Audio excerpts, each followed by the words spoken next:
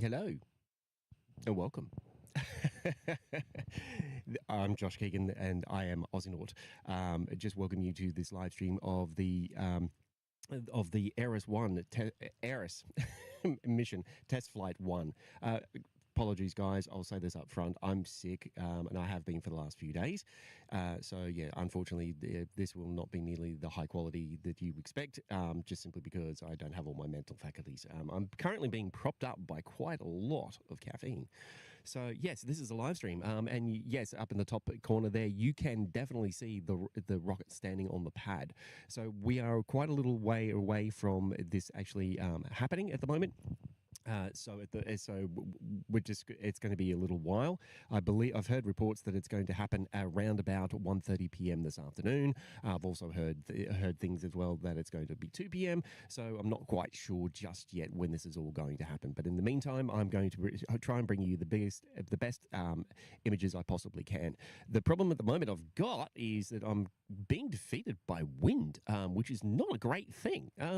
It's actually having a big impact on the stability of the camera, and the other thing is I'm getting a lot of atmospheric distortion being this zoomed in. But as you can see, right there, center stage in the middle of the screen is the Aerys rocket. So there we go. All right. Apparently the audio is low. Ooh, okay. All right. Good to know. Good to know. Hang on, I'll just have to sort out. There's been a few technical issues I've experienced with doing this today, so I'll have to see exactly. I'll try and figure things out on the way. So there might be some times where there'll be nothing more than you will see the launch pad and nothing else while I sort out some additional technical issues, and then we'll try and figure out what I'll do from there. So I'm just going to, audio is low, so I'm just going to try and rectify that by turning it up. And seeing if that actually produces any better output. Ooh, no, it doesn't. The output is just basically the same. Hang on. All right. So what I'll do is I'll actually just, speaking of technical issues, I'll go and sort one of those out right now. So you guys, I'll leave you with the live stream of the Eris sitting on the pad. So it's just sitting there right now, as you can see quite clearly. I'll go away for a few seconds, and what I'll do is I'll just see if I can improve the audio issues that I'm currently experiencing that I've just been notified about. So thank you very much for that person who let me know, and I'll come back to you guys in just a few minutes. Just give me a sec. I've just got to find out which button I've got to press. Oh, that one. All right, I'll be back soon.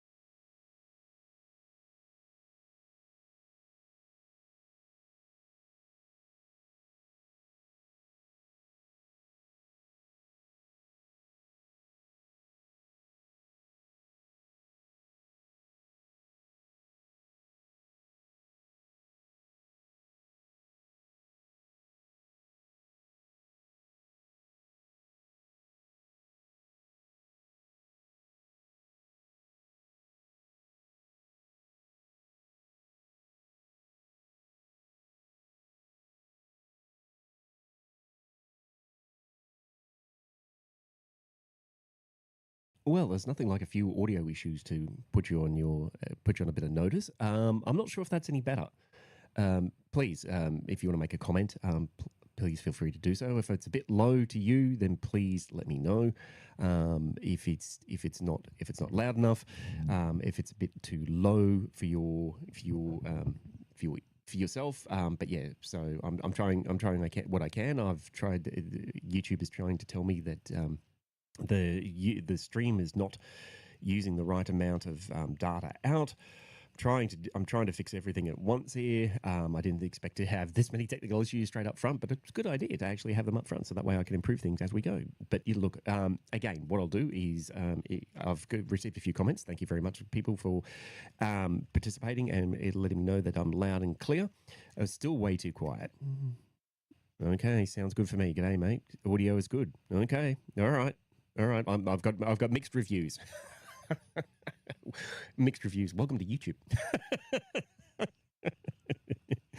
Oh boy. Yeah. So what I'll do is I've got one more little issue I'll need to resolve. So what I'll do is I'll just leave you in rocket viewing mode for the moment. I'll take myself off camera and I'll just go and see if I can improve the rate of the stream, just because I believe I'm not using the entirety of the amount. So believe it or not. So yeah, if anybody wants to know where I am, I'm actually sitting in the top of Mount Nut. If anyone wants to go and Google that, please feel free to go do so. Mount Nut is has a water tower on it, and it has a very clear line direct to the rocket. Now, before anybody asks or before anybody decides to make a comment about it, I can't get any closer. And I literally tried. The first time I came up to Bowen, I did drive around and I did see if I could get much, much closer. The good thing about this position is I can see the rocket. The bad thing about this position is I can't get any closer. This is as close as I can get. I can get closer. However, if I were to do that in any of the other positions I scouted, then what that meant was you wouldn't see the rocket at all. You just see a lovely line of trees until something happens. But at least this way you actually get to see the rocket standing on the pad, which is always a nice thing to do. All right, so what I'll do is I'll take my break for a second. I'll try to see if I can fix up these stream issues, see if I can make the image a little bit clearer. It's gone super blurry, but that's all right. It's a work in progress, and this is live.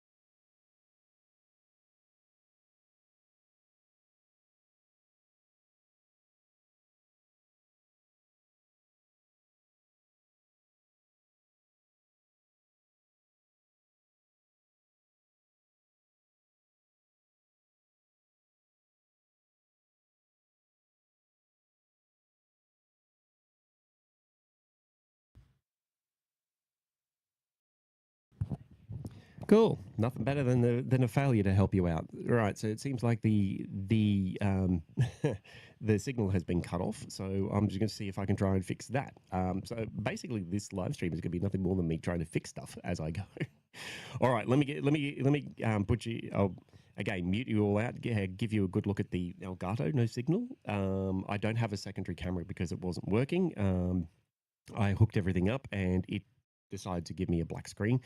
Not sure why, but yeah, I think what I might do now is I might see if I can fix the both of these immediately. Otherwise, this stream might have to end and restart again in a few minutes. So have patience. I will return in just a few minutes.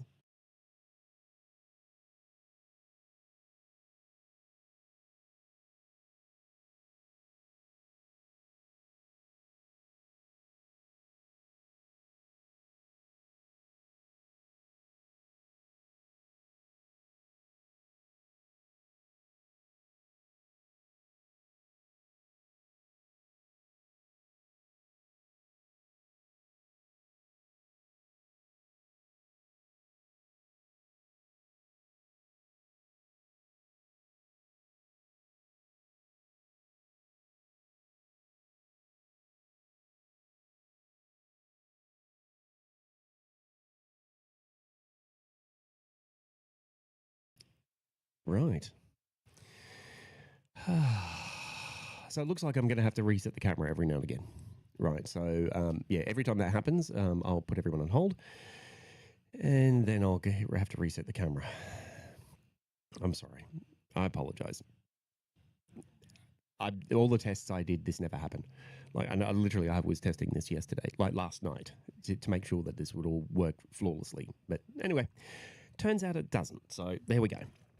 All right, so welcome everyone to this live stream of the Aerys Mission 1, or the test flight 1 of the Aerys rocket. This is Gilmore Space's rocket. You can see sitting there on the pad. It is a little bit blurry, unfortunately. That's mainly due to atmospheric distortion, and the autofocus doesn't know where to track. With that. So I did try the manual focus. The manual focus didn't work nearly as well as what I thought, and it kept pulling everything out of focus. So this, unfortunately, is about as close as we're going to get. Right. Okay, so hang on, I just need to breathe for a second. Just a minute. Again, as I said, I'm still sick. But anyway, that's right. That's cool. All right, let me muscle my way through it, and she'll continue on regardless. All right, let's try and open this up a little bit now. I do actually have some stuff prepared, and to show you and to bring you along the journey. So again, as I said, I have two cameras. The first one that was set up was okay. The second one that I set up is no longer working. I'm not sure why, and I was troubleshooting it earlier, and I'll continue to troubleshoot and maybe get that. There's a Canon camera I have as well. So the Nikon is the one you currently see at the moment, and I also have a Canon camera. So again, once again, I'm just going to point this out and give a quick acknowledgement to our sponsors, to my sponsor, which is One Giant Leap Australia Foundation. So thank you very much for those guys who have actually helped me with the costs of getting to and from Bowen. This is my third time here chasing this, and I've also partnered with LaunchHeaven as well. You can see their watermark on the bottom there, and they're helping me to spread this news right around the world. So I thank you very much to those guys. Thank you very much for your continuing ongoing support, especially One Giant Leap Australia Foundation. I've been speaking a lot with Jackie over the last few weeks. She does an amazing job, and I'll get into some of what One Giant Leap Australia Foundation does. So yes, unfortunately, there will be a sponsorship section because if it wasn't for them, I wouldn't be here. So yeah, I just want you guys to acknowledge that there's going to be an ad in the middle of this. And yeah, and the other thing is too is that LaunchHeaven, they reached out for a collaborative partnership, seeing that I came up here, I think it was on my second attempt, and they have continued to remain with me as well. So we've all got that tenacity and that spirit that we're going to try and bring this to you and in the live stream. And I really appreciate the both of those guys for continuing to stick with me, because I'm trying to bringing this to you and the world, just simply because there's a couple other people up here with various cameras and whatever else. There is a bit of an audience. We're all in our folding chairs waiting for this to happen. Oh, I won't sit back too much, otherwise I disappear off camera. My chair is really low, but anyway, that's all right. That's what I did. I brought one from home, so hang on, let me scoot it forward. There you All right, and so yeah, there's quite a few people up here waiting for this to happen. So, and general feedback from people on the ground in Bowen, in and around Bowen, has been everyone is quite keen to see it go. They're also a little bit tired because there's been a few delays. But this is, after all, it is rocket science, and it is actually literally trying to launch something to space. So, yes, there are going to be a number of delays based on this sort of stuff that happen all the time, just simply because of the nature of the beast in regard to all of this. So, let me just get into the next piece here. So, all right, I'm going to talk about on One Giant Leap Australia Foundation. All right, that's their website. I don't want to talk about that. I want to talk about this.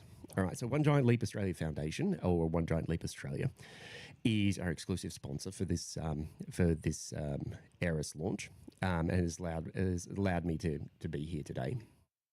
One Giant Leap Australia Foundation is doing excellent work encouraging kids in the next generation of Australian astronauts or Aussinauts, encouraging kids towards careers in science, technology, engineering, and mathematics, which is STEM. One Giant Leap Australia Foundation does this by hosting a number of free events where they can launch rockets, participate in global events with other students around the world, launch wattle seeds to space with JAXA, and hear from NASA and JAXA astronauts who have launched on the shuttle, or have been to the International Space Station, or are still sitting on the International Space Station. They've done that too. One Giant Leap Australia Foundation is proud to be expanding its global footprint as well, bringing their unique blend of STEM education and aerospace management to new international audiences. So this is only just brand new. With the launch of One Giant Leap Middle East, believe it or not, they're deepening their commitment to regional inclusion and creating pathways for students across the globe to connect with the future of space explorations. Their programs are now active in diverse locations, including Johannesburg, where they're actually fostering local talent and building bridges between communities and the global space industry. The international momentum is only accelerating. One Giant Leap Australia will be sharing exciting updates at the IAC in 2025 in Sydney. If you're going, I am too, so I might see you there if you happen to be going. They're going to be doing exciting updates at IAC, where they're expanding their reach and new partnerships will take centre stage. Meanwhile, the contingent of students and educators are preparing to represent programs at the Osaka Expo, which they are about to do. There are also others participating in global events hosted at JAXA's Mission Control. Experiences that reflect our mission to inspire, connect, and empower the next generation of explorers. We've spent years building meaningful global connections to ensure the space workforce of the future reflects a true international collaboration. One Giant Leap is more than a program. It is a movement that brings together students, educators, industry leaders from every corner of the world to inspire and prepare the next generation of explorers. And that comes from Jackie Carpenter, the founder and director of One Giant Leap Australia, and now Middle East. And I also heard, rumour has it, they're going to end up in Japan as well. Anyway, all right. So that's what the One Giant Leap Australia Foundation is doing. Just as a side note, I'm going to show you this. So if you want to go and have a look at their website, this is their website here. Please feel free to do so. There is quite a number of programs there that is presented by One Giant Leap Australia Foundation. But at the same time, there is also this. This is Australia's rover. So this is destined for the moon. It's been created by the ELO2 consortium. This particular rover was selected by the Australian Space Agency to go on a future Artemis mission to the moon. So it's a 20 kilogram robotic prototype, and it's poised to become Australia's first lunar rover. It was unveiled in Adelaide in 2024. And is slated to embark on a mission to the moon in the later half of this decade. Its primary objective will be to collect lunar soil, known as regolith, and this initiative aligns with the broader goals of establishing a sustainable human presence on the moon. Now, why am I showing you this?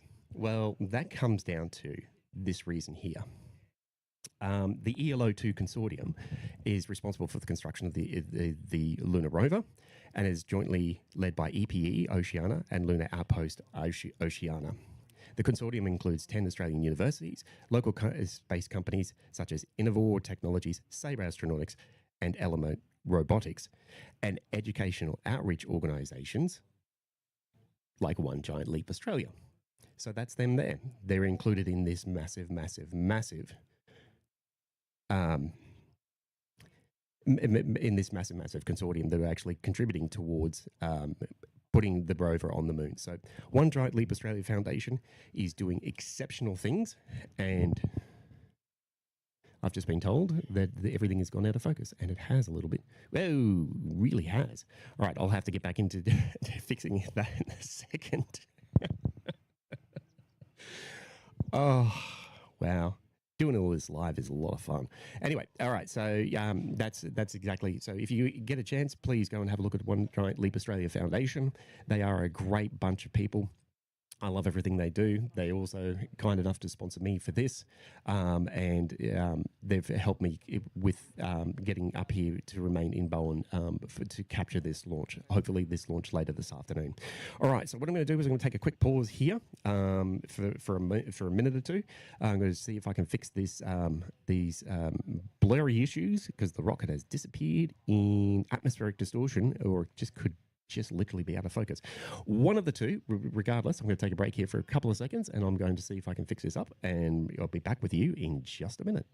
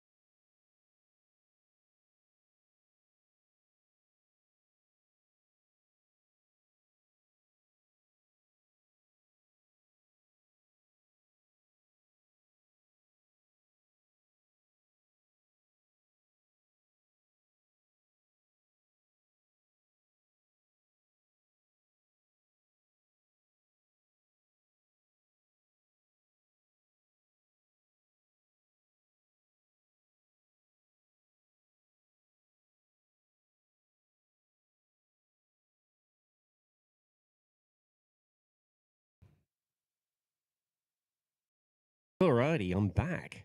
Did you miss me? No, you didn't. All right, so yeah, look, I've tried. You may have seen this on the live stream. So I didn't cut anything off. This is about as good as I'm going to get, mainly because of the heat haze that's currently building up at the moment.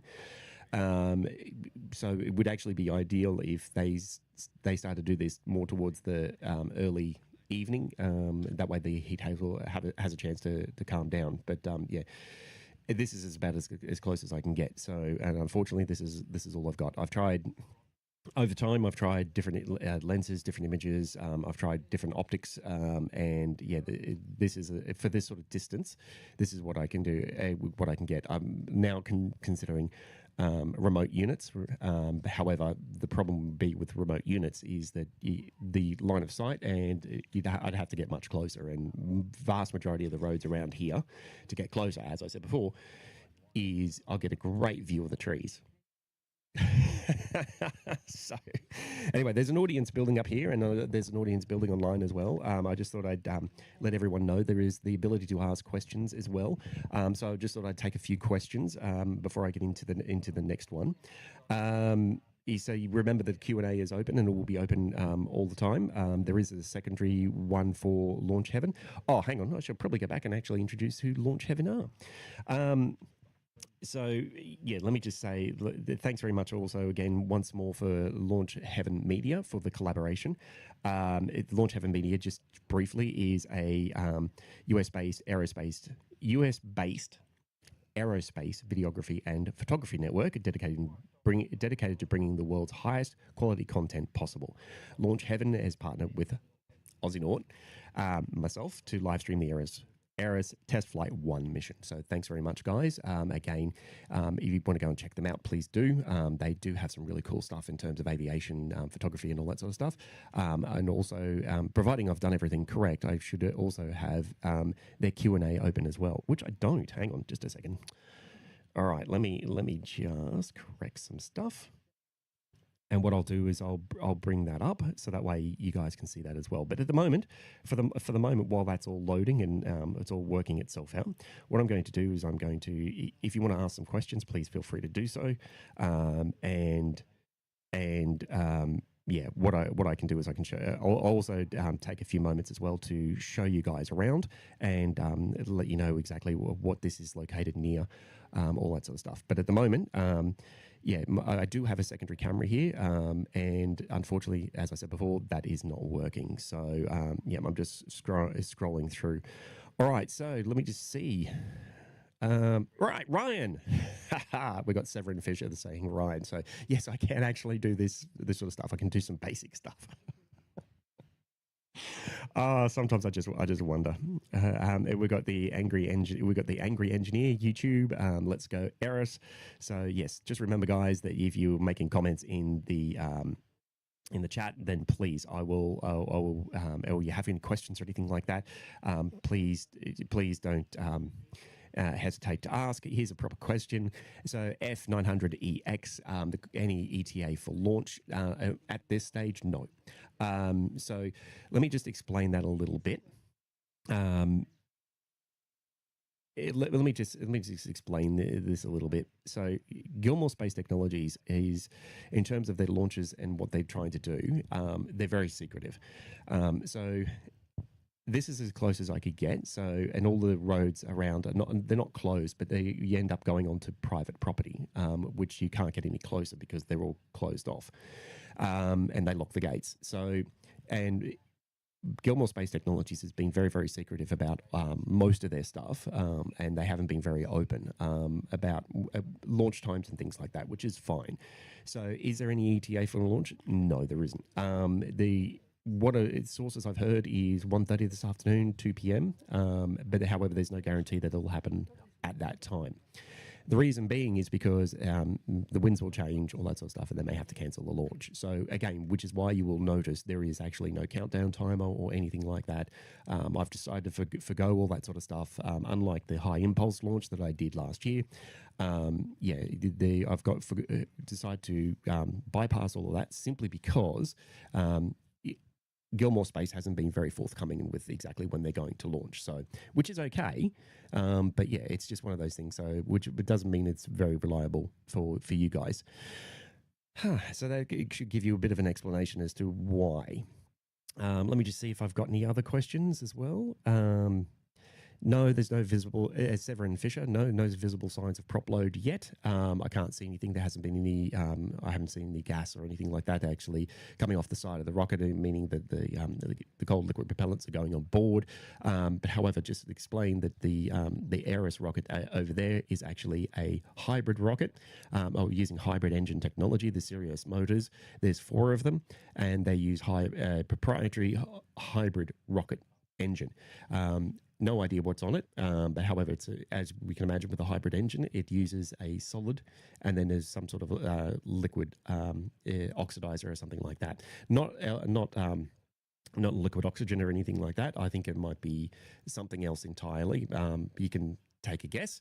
If you guess, you want to take a guess, you probably know more than me, just simply because, again, they're not very forthcoming with exactly what they've got on board. I do know that on the second stage, that is also a hybrid motor as well.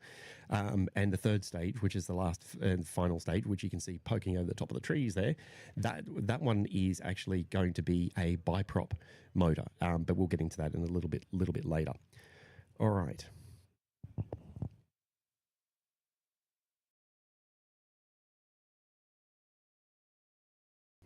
Yeah. Whee! That was a lot of fun. All right. Turn off your Nikon autofocus setting to fixed focus center of if you don't need an ISO. Yeah, okay, Jeff.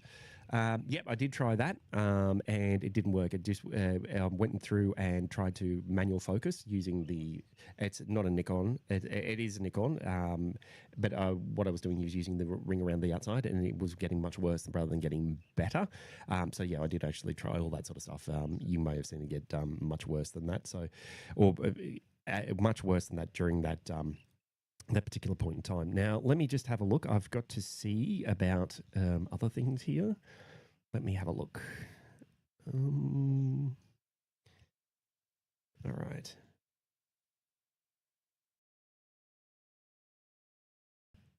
All right. Okay, all right. Rather than listening to me going and I'm going to put you again on silent. You get to see the launch pad all by itself, and then I'll come back and we'll do some more Q&A.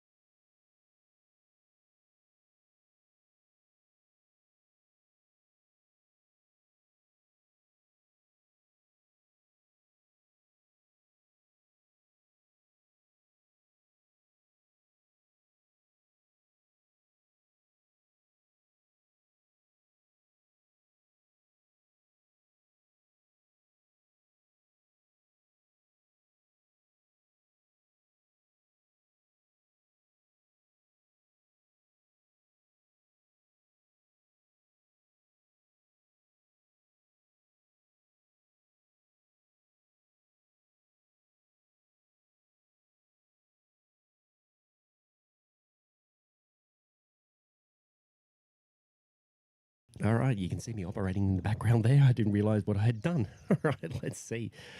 All right. Someone buy this guy a drone. Yeah, that'd be great. But yeah. So yeah, I can't actually buy. I've got a drone. I was considering bringing a drone. But the problem is that at the moment there'd be a NOTAM, and NOTAM means that as soon as I put that up in the air and try and get in closer, what will happen is it means it violate that NOTAM, and they can't launch. So yeah, that's the unfortunate downside. And for anybody who actually wants to know what's going on and where their answers are coming from, this is from their Launch Heaven audience. So g'day guys, welcome to Australia. Um, strap in, you're in for a hell of a ride. Oh, so sorry. I'm so sorry. All right.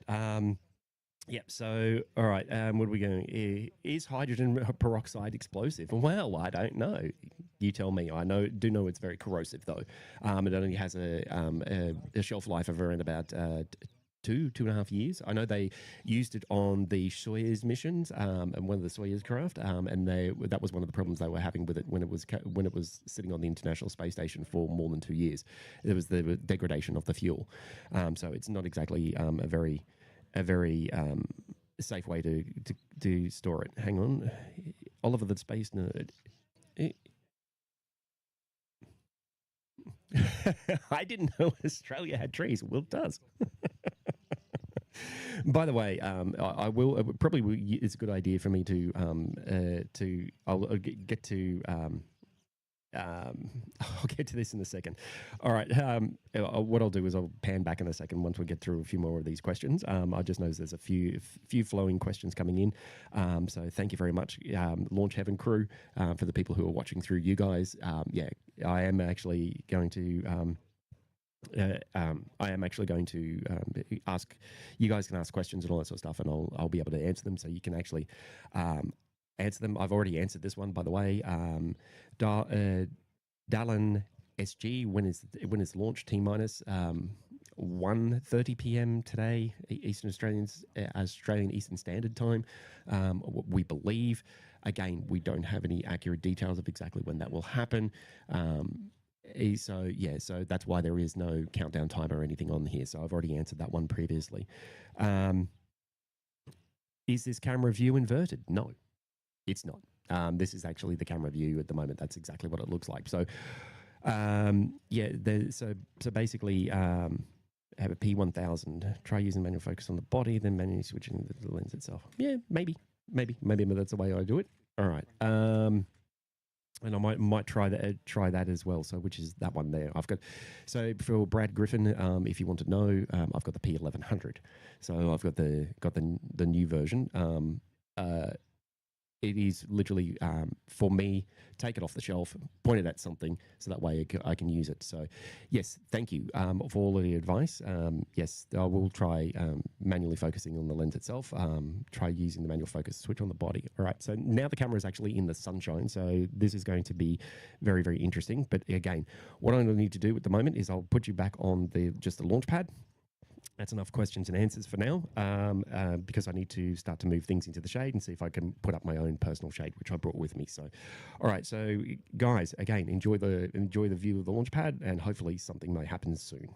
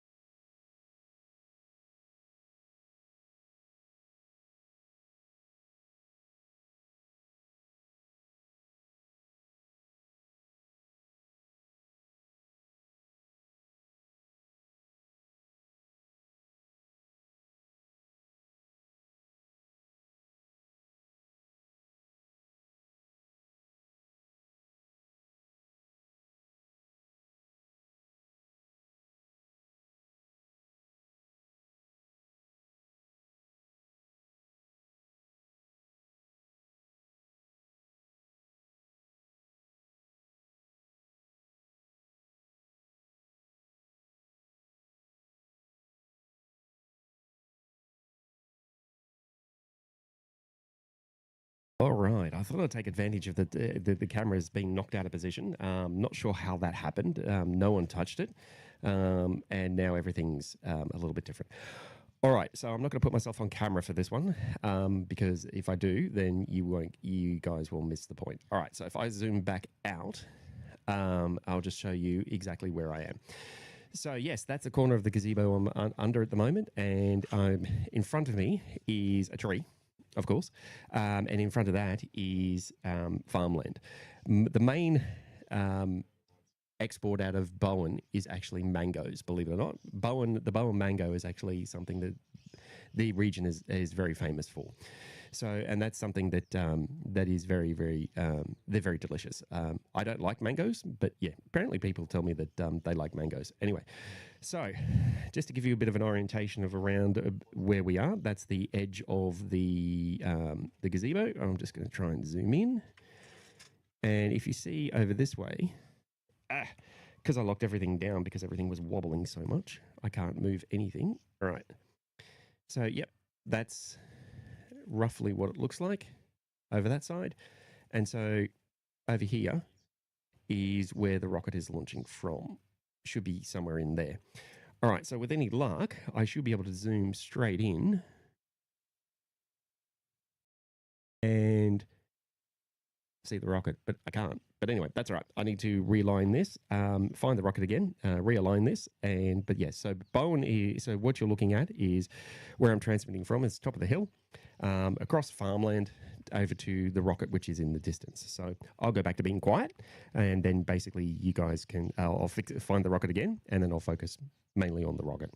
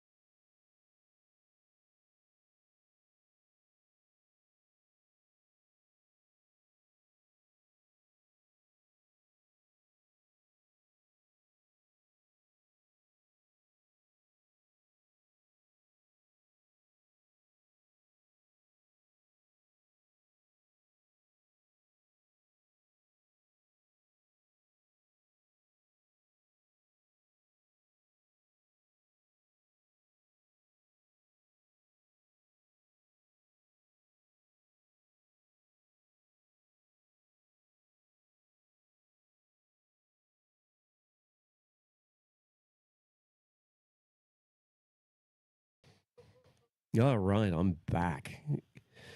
It took me a little while to refine the rocket. Apologies about that. But yeah, unless the sun's on it, I can't really see it. But anyway, that's all right. That's all right. I've got a whole bunch of people up here on the hill who are helping me out with with everything. They're making fun of me at the same time, which is fantastic. There's nothing like a little bit of community on the hill community. That's what we've got. They're trying to remain as quiet as possible, but laughing, which is always fun. All right. Okay, so I'm not sure if anybody has seen anything that's going on. I'm just trying to see whether or not there is. Okay, I'm getting requests. I'm getting direct requests all the time from various people, including time estimate on the screen. We have a lot of people asking. Well, no, so yes, I understand that you guys need a time estimate, but however, Gilmore Spacehead doesn't actually have a time estimate of exactly when it's going to happen. They keep it's very opaque as to exactly whether or not they're going to launch today. They keep that sort of information to themselves. They don't exactly provide it. So there's no point me putting in the timer to actually only to reset it multiple times.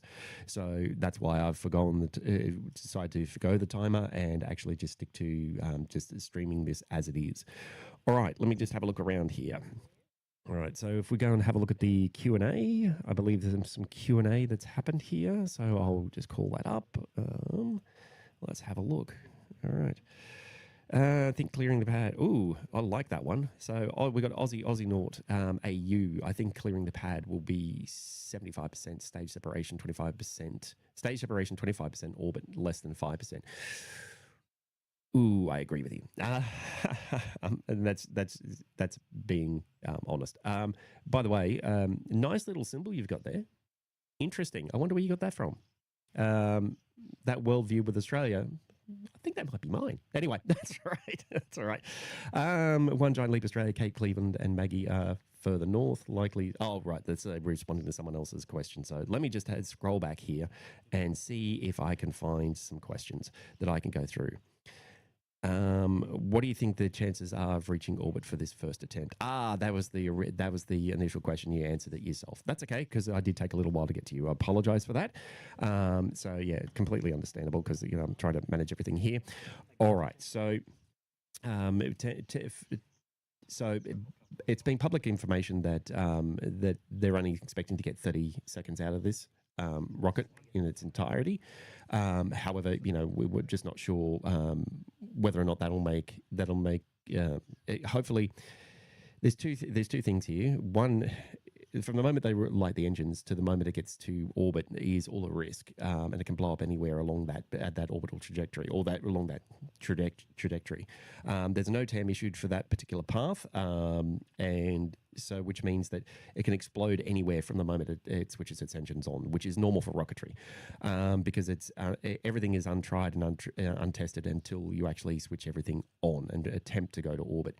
Once you attempt to go to orbit, then basically it's hope for the best.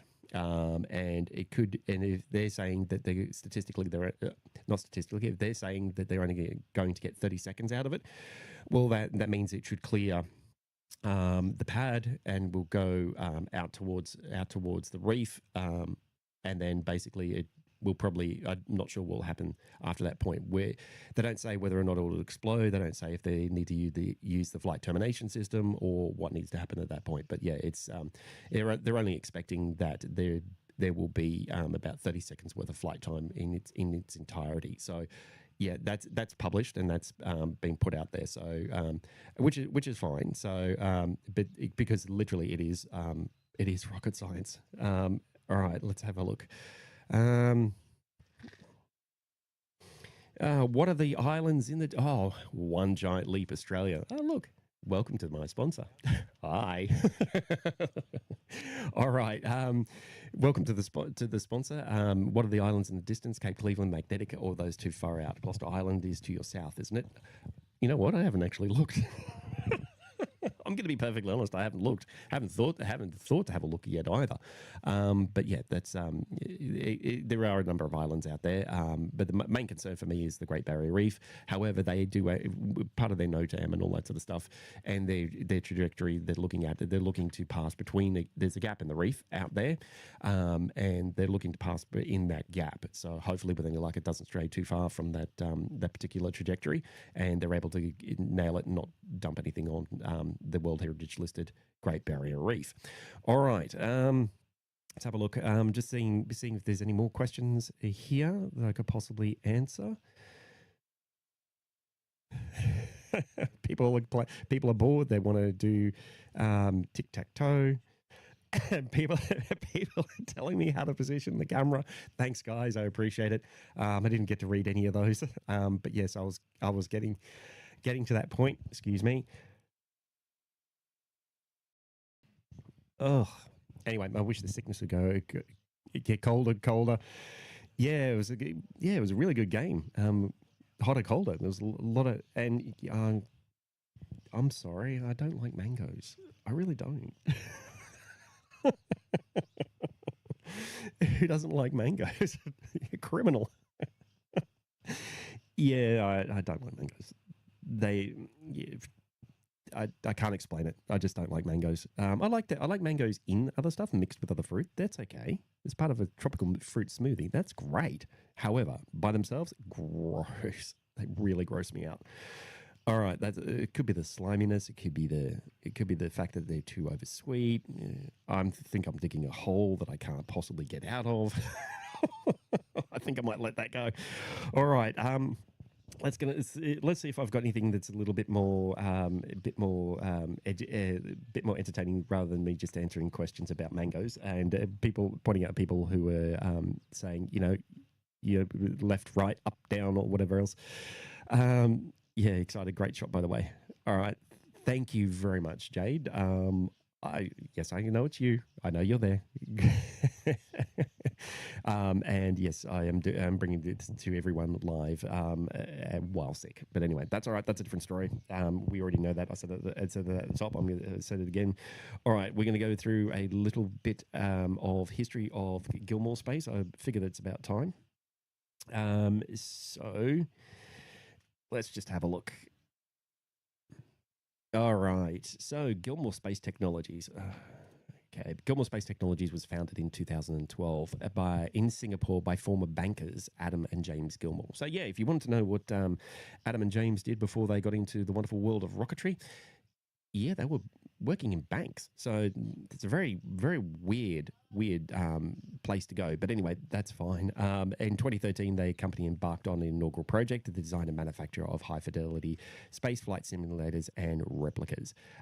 These were created for various space-related exhibits, including the Spaceflight Academy on the Gold Coast. And this is some of the stuff they had there. It was part of the Gold Coast Spaceflight Academy. So basically what happened was in 2015, Gilmour Space Technologies pivoted to developing rockets, moving away from the Spaceflight Academy. On the 22nd of July, 2016, Gilmour Space launched Raster, a suborbital sounding rocket. It was the company's first launch vehicle and the world's first demonstration of a rocket using 3D printed fuel propelled by a proprietary hybrid rocket engine. You'll hear that a few times. And then Raster performed nominally during his test flight, reaching an apogee of 5 kilometers. And there is no audio for this.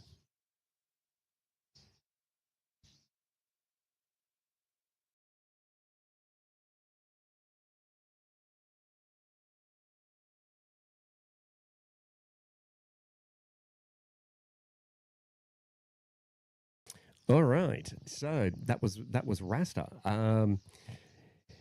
You can imagine the rocket sounds, I'm pretty sure. All right, so after Raster came the 9 meter long Vision 1 rocket, which was designed with the main objective to flight test the hybrid rocket engine for commercial orbital launches starting in 2020. One Vision's maiden flight was a test flight on 29th of July 2019, ended prematurely due to an anomaly. During the launch countdown, a pressure regulator in the oxidizer tank failed to maintain the required pressure, damaging the tank. Following a detailed investigation, the company implemented 15 key recommendations into the design of Eris. Additionally, for the One Vision launch campaign, a mobile rocket launch platform was designed, built, and successfully tested, addressing the lack of commercial Australian launch sites at the time. So, yes, at that time in 2019, there wasn't so many launch sites. I do know that Southern Launch was also pursuing a launch site as well, and they're in South Australia. So, and you may want to refer to some of my previous YouTube videos where I actually did that, did the high impulse launch, which was in 2024 in May. All right. Since the where are we? Where did I get up to? All right. It was a little time after this. That's the bit I'm missing. It was a little time after this in 2019 that I actually did an interview with Adam directly, and basically regarding the Vision rocket and the next generation Aerys orbital rocket. And I'll give you a bit of a preview of what that was. So Adam, why did you leave the banking industry to come and start your own rocket company? It's 2012. Why? Because I saw an opportunity and I spent enough time in banking. I've always loved space, and from a business point of view, I saw a massive opportunity. I thought the industry was going to pick up, and I saw that there was a real slow demand or slow ability of people to get to space. Like there wasn't a lot of rocket companies. Everybody. So yeah, that's me with Adam Gilmour. So if you want to go and have a look at that, it's actually on my YouTube channel. Please go and feel free to look at that. It's very in depth.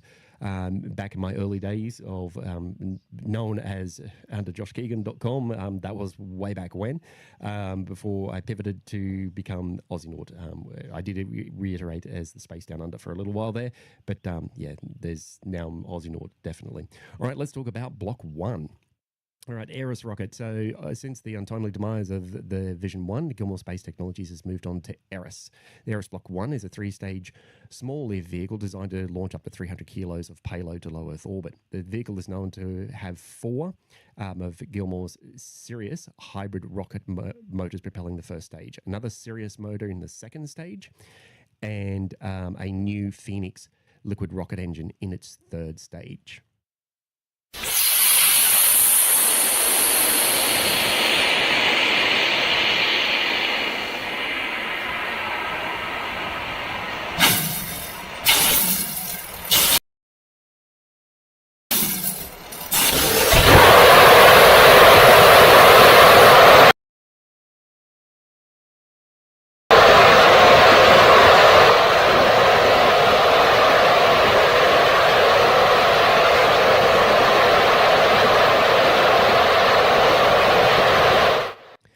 That was the testing of the Phoenix liquid rocket engine. So Aerys has a total height of 25 meters and diameter of 2 meters for the first stage, which tapers into the interstage.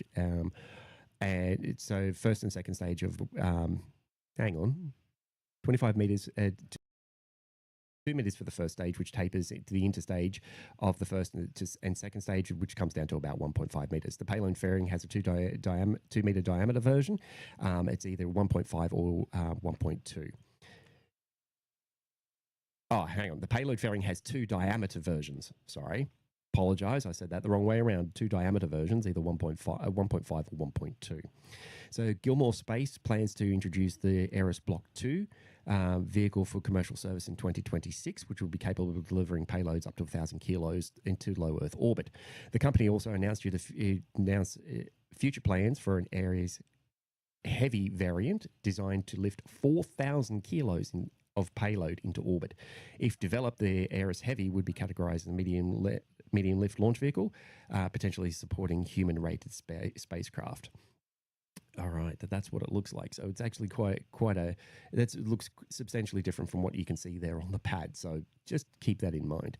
All right, now we get into the next bit of this.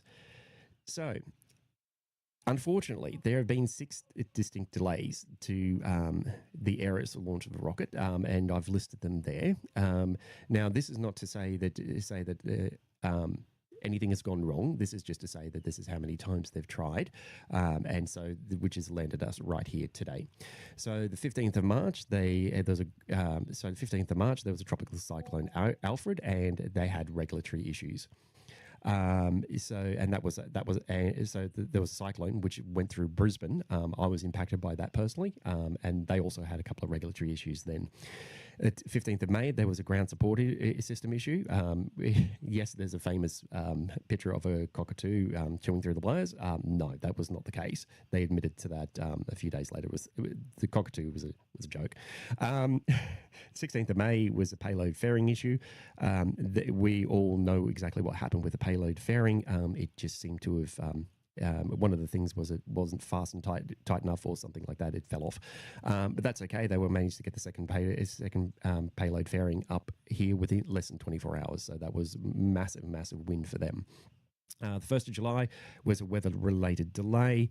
3rd of July was a postponement for a more flexible launch window. Then the 16th, 17th, which I was here for, the last one for, was the upper level winds. Okay, so after all of that, after all of these massive, well, not massive amount of delays, after these few delays this year, the launch license was only approved in November of last year. So this is right on time for any rocket company to actually get their rocket to orbit.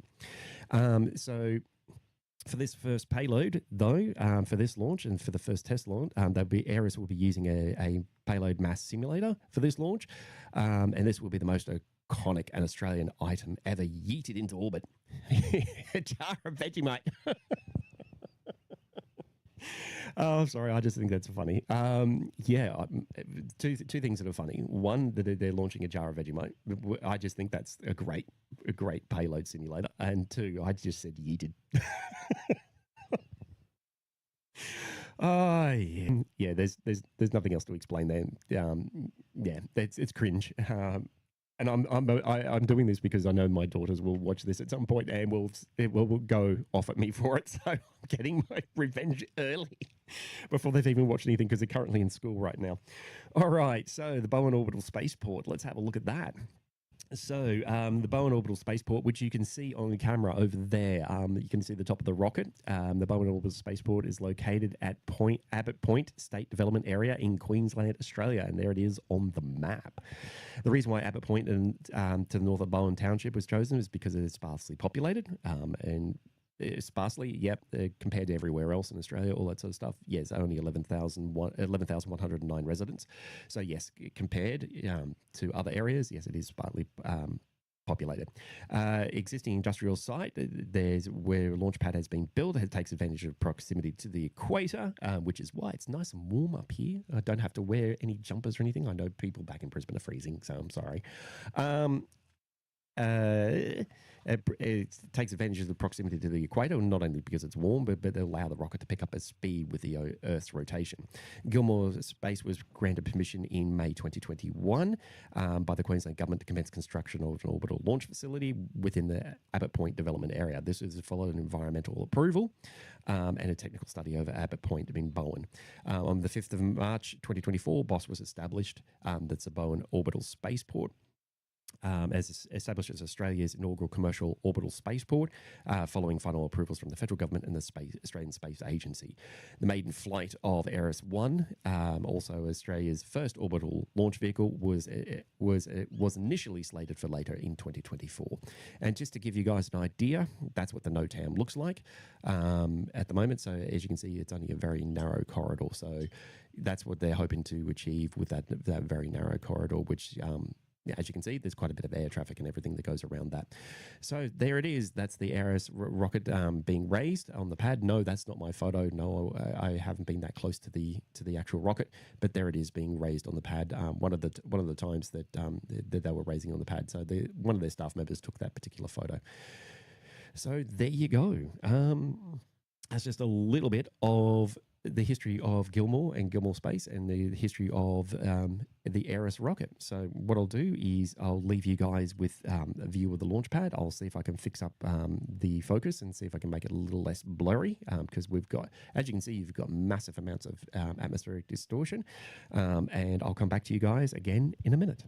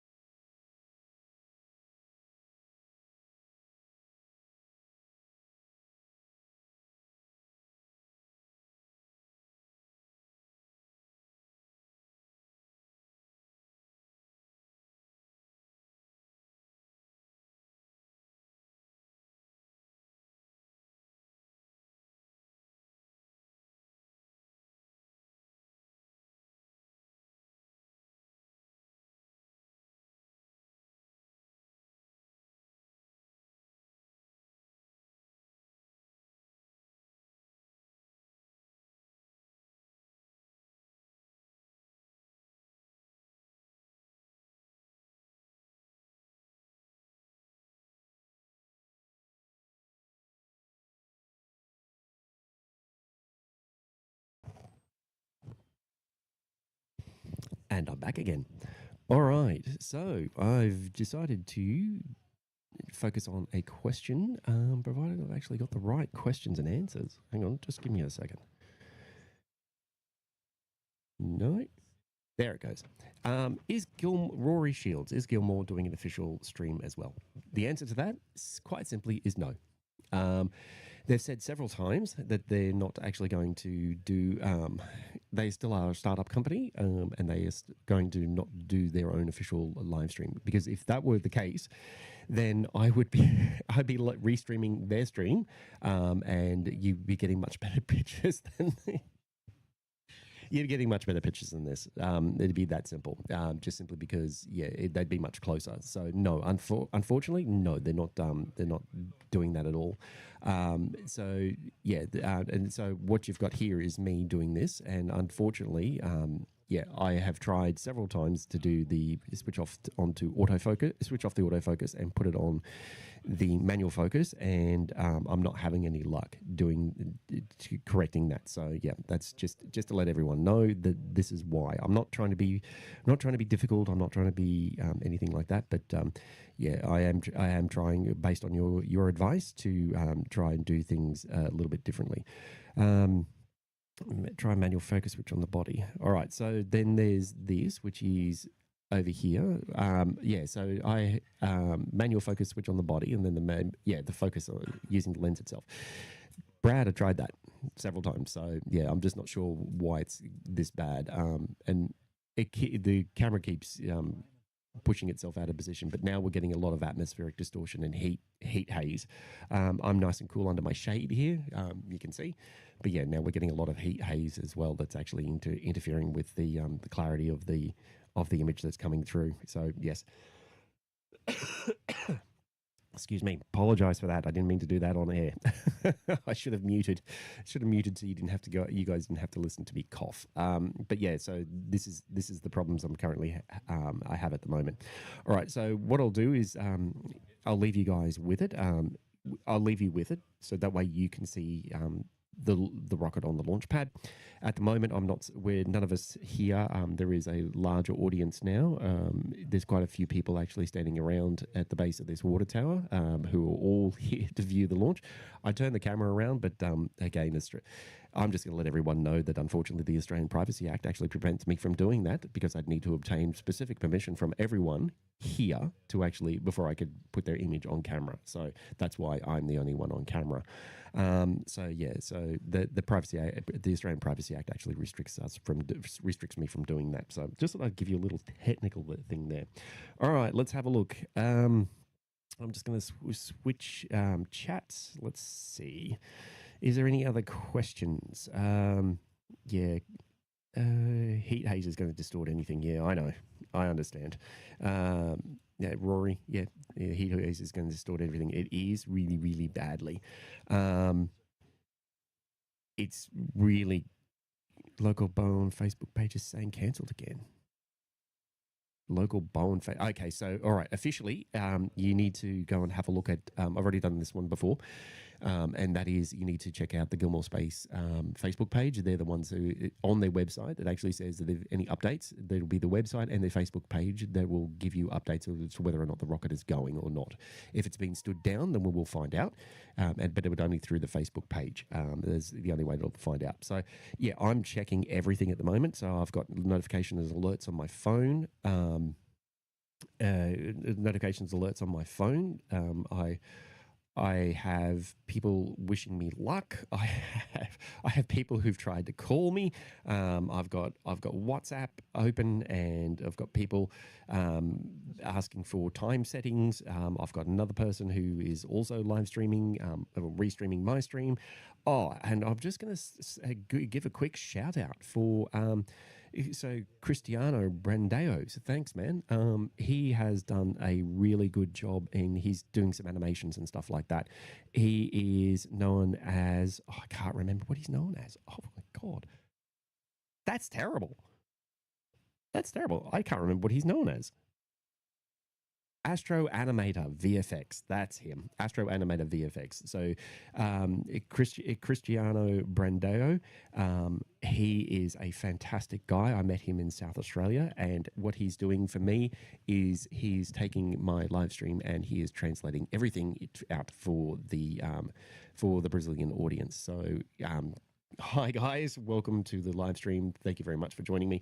Hopefully, not too many of my Australianisms upsetting Cristiano, but hopefully with any luck, he's he's a very dignified professional, and he's doing a really. I've seen his stuff before, and he does a really excellent job. He's been part of my live streams and stuff like that as well. So yeah, I really appreciate you, Cristiano, for continuing to do so. And just on a side note, quick side note, the man got married recently, so he's returned from his honeymoon, and one of the first things he's done is said, "Hey, look, I am willing to restream your stream, and we're going to do that for you. So you get out to the Brazilian audience, and they actually are covered. So yeah, I was just saying about that. While I'm on the topic of that, so I'm just going to say at the moment that you may see some other restreams out there and stuff like that. Some of them are authorized, some of them are not. So just be very, very aware that some of the restreams, it's like I've given approvals for certain other people to do that. I would have a list, but I've got to bring it with me. But yeah, I would. Just be aware that not every restream that is out there is I've fully approved and endorsed and all that sort of stuff. So yeah, so what I'm going to do now is I'm going to I've been going for 1 hour and 30 minutes again. So I'm going to take another little break. The secondary camera I had here was the Canon 600D with a 500 millimeter telephoto lens that decided not to work today. So I've put that away. I've got a few other bits of equipment and stuff like that I need to put away. There's more people arriving all the time. So I just need to, you can see them in the background. There they are. There you go. They're ducking underneath the... They're not all here for me. They're here for the rocket launch. So hopefully with any luck, they'll... I can't even remember what I was saying. All right, I'm going to take a break for a second. I'll leave you guys with the launch pad. I'll see if I can clear up the image again. I am persisting. I am trying to keep this as clear as possible, but I don't like the odds or anything of that. But at the moment, we've got around about 30 minutes, I think, before anything happens. But again, I'm not seeing any prop load. I'm not seeing any clouds. I'm not seeing anything at the moment. So I just keep checking everything to make sure it's not cancelled. So give me a second. I'll leave you with the launch, and then I'll come back.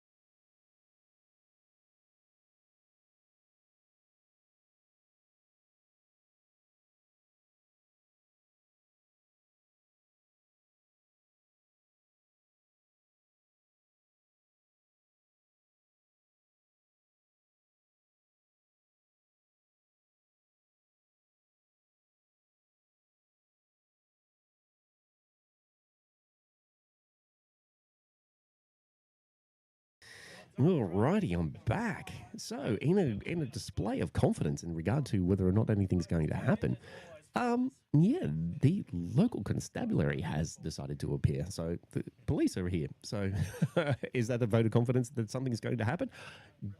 I hope so. So yeah, I'm not sure if if it means that they're definitely going to launch or what's going to happen. But yeah, look, if they've shown up, then it's obviously I'm taking it as a good sign that something positive might happen and happen very shortly. So yeah, because otherwise the police wouldn't be here for any reason, for no reason at all. So yes. 1 hour and 38 minutes into it, it looks like it's around about 22 minutes until there might be a bit of a, it might be, if it goes at 1:30. If that happens, if it starts to look like the things are being loaded, if it starts to look like it might go, then basically what I'll do is I'll abandon actually making any sort of comment, and I'll step to one side and control the camera. I would like to try and do that at the same time. I could try and do both at the same time, but previous experience actually tells me that no, don't focus on one thing at a time, and hope for the best. All right, so no further questions coming in at the moment. So the reports are the local talker here. There's around about 50, I'd say 50 or so people up here now, maybe a few more. The local conversation is that it should be happening at around about 1:30, if not 2 p.m. But again, I haven't seen anything at the moment that actually indicates otherwise, that's been stood down or anything like that. I'm just going to check all my socials once more, see if I've got anything. No, it's still happening. Afternoon, still indicating afternoon. So there's been no updates to any of that. So I just need to, yeah, I'm going to continue to live stream for the moment until we get the official stand down. And there's a whole bunch of people here who are helping me as well, who decide to pitch in and help out Aussie with all of this sort of stuff. And so yeah, they might actually let me know if there's an announcement on social media. All right, so yeah, once again, I'm just going to thank you very much to the sponsor, One Giant Leap Australia Foundation, for helping to support me for this. And again, to the guys at launchheaven Media, thank you guys for continuing to support me. Yes, unfortunately, I'm sorry I didn't give you what you were looking for and countdown timers and all that sort of stuff. But yes, I am just... yeah, it couldn't because I'm not sure if they'll go at that particular point in time or they'll go a little bit later. So I'll soon see whether or not that any of that becomes true. All right. I'm just having a look through everything at the moment and making sure everything's in excellent condition. Starlink is Starlinking. Good God. Everything is working fine. So yeah, I'm in the prime position, despite the haze and everything that's out there. If the rocket decides to go, I'll pan out, and then what I'll do is I will see if I can get a good view of the rocket as it goes up. So and what will happen? So I'm not noticing anything on either of the cameras. I'm not noticing anything personally about... Hang on, I'm getting a warning. Oh, no, that was earlier. Okay, that's cool. All right, I'm not getting the warning anymore. That's good. Sorry, I was looking at something else that just said I had a warning. All right, I'm still looking at all this, looking at everything. Again, I'm going to go back to the camera once more. I'll see if I can get it to... yeah, it goes completely out of focus. That's terrible.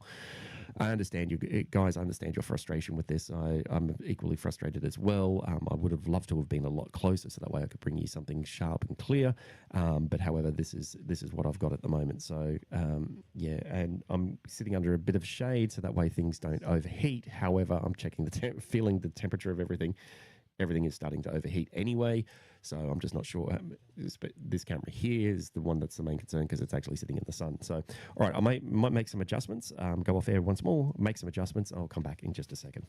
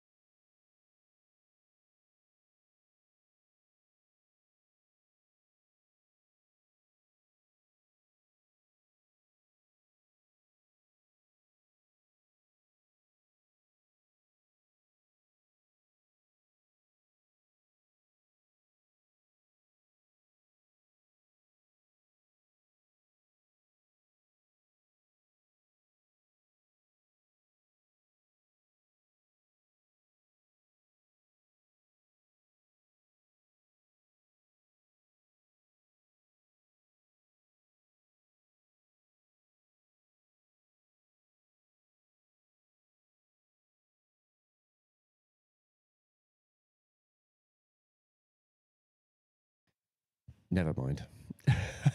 Let me fix up the cameras again.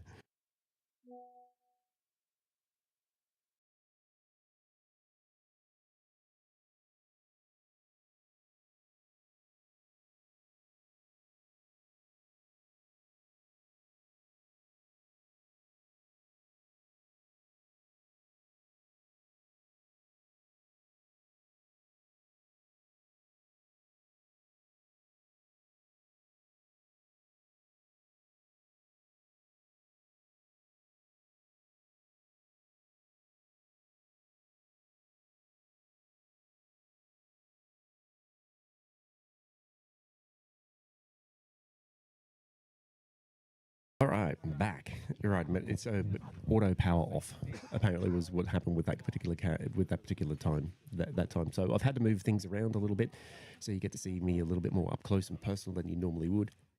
Apologize. So yeah, I had to get a little bit closer because the camera was sitting in the sun. So I've moved it so it's in a bit of the shade under the gazebo. And yeah, so it's very interesting that at the moment that there is so much atmospheric distortion that I can't actually get a clear picture anymore. It just seems to be fading in and out all the time. So, all right. The trials and tribulations of being a YouTuber. It's lots of fun. I mean that not at all. All right, let's have a look. T minus 12. Okay, what's the T minus? 13 minutes-ish. Okay, T 12:30. All right. Koala's eating the cable again. No, I don't think so. But yeah. All right, let's have a look. All right.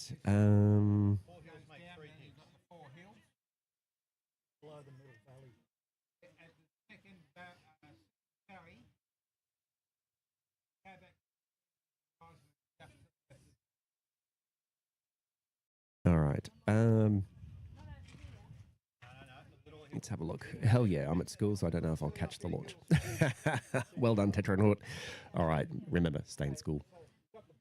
This is going to kind of be cool, but stay in school. And sorry, look, and you can look back in my live stream afterwards and decide whether or not it was actually good or not.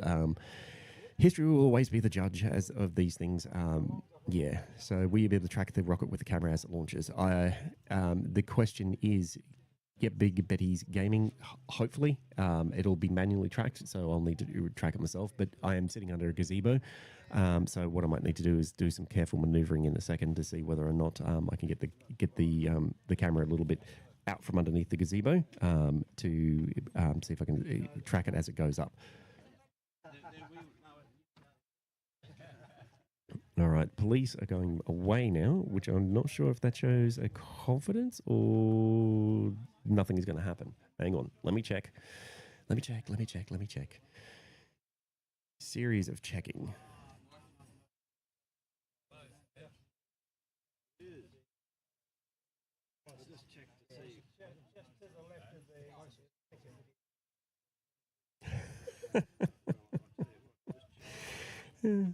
Sorry. Someone sent me an amusing joke. I'm just laughing about it on air. That was stupid. All right. Shout out to the people I work with. Again, I'll say shout out to, there's a couple of people I want to have a shout out to that I normally work with. My colleagues, Bo Deegan. Thanks, man. Appreciate your support as always for this sort of stuff. Thanks for that. I appreciate it. Also, Mr. Nick Clifford, thank you once more. I know you cyberstalk me on this sort of stuff, so thank you once again for this. And again, for my team, Kelly, Jade, and Moses, and Lyndall, and Suzanne, and all those guys. I've forgotten half the names, just because not because I've forgotten the names. It's just because I'm put on the spot. I'm trying to thank people that I work with. So, all right, thank you guys for supporting me for doing this. I really do appreciate it. Shout out to you guys for. I do have a normal job. So there's on the last stream when I did the high impulse launch, I'll say it again for this one, that I actually have a normal job and I need to seek permission to do this sorts of stuff. And unfortunately, where I work, they're very, very supportive of what I do. So I appreciate you guys and all the support that you give me to allow me to do this. All right, so let's have what I'll do is I'll actually just go back to a view of just the launch. What I'll do is I'll mute myself once more.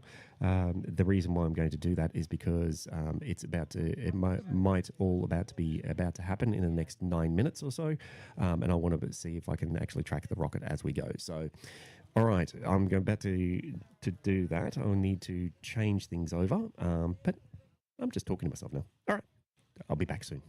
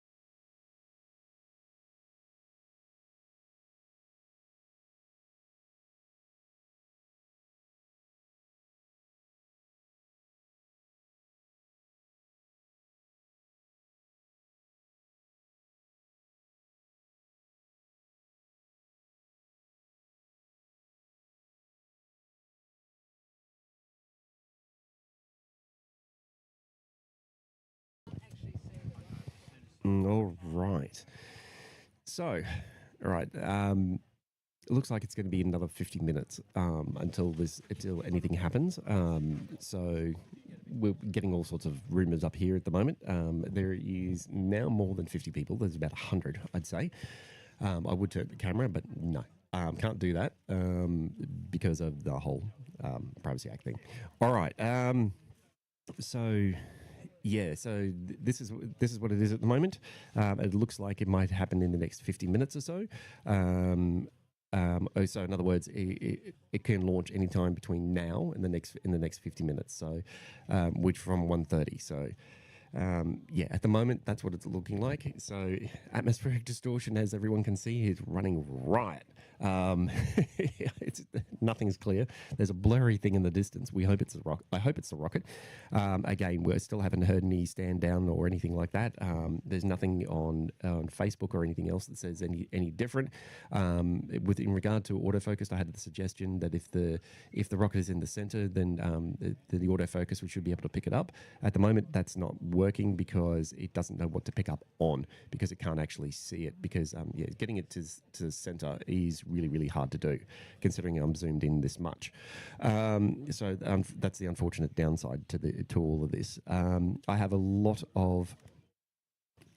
of people who are watching, and I've receiving suggestions now for zooming out a little bit, which I might do, and then see if I can get a bit of clearer image, even though the rocket may be a little speck in the distance. So, give me another few moments. I'm going to try again, and again, as I said, there's more than 50 people here now. There's actually I'd say more than 100, and there is and the police have come back, which is also a vote of confidence.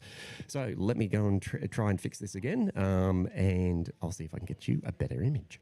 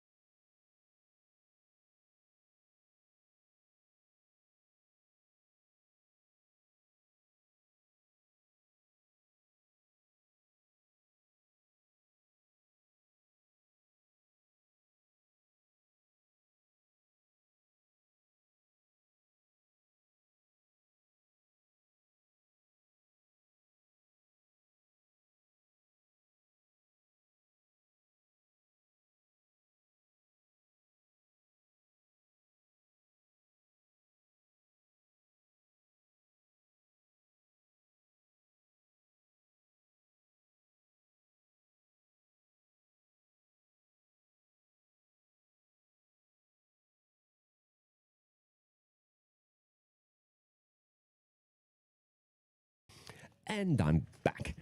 All right. So yeah, I've zoomed out a little bit. The autofocus seems to be a little bit better. The rocket in the distance.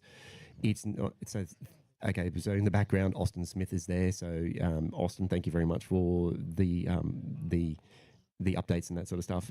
If anyone who wants to know, Austin Smith is the head of launchheaven media. So apologies, Austin, for getting it wrong straight off the bat again. So launchheaven media. So thank you very much for those tips. It gets a little bit better, and then it gets a little bit worse, and it's pretty much because of the atmospheric distortion. There's not much I can do about it. So at the moment, it looks like. It's the NOTAM is now active. I've just had an update that the NOTAM went active at 1:30. It can happen anytime between now and 5:30 this afternoon. So basically, all we can do is be prepared for it to happen. It can happen at any stage. So yes, I'm going to go back to if anyone has any questions on the live stream. So yeah, everyone keeps saying disable the autofocus. Yes, I've tried that, but I can't focus it in because it doesn't actually do that. So I might try again just to prove a point. But yeah, I'm not actually getting increase the f-stop. Okay. Drop the shutter speed. Are you right? TJ Cooney. All right, cool. You get Jack down here to set up a camera.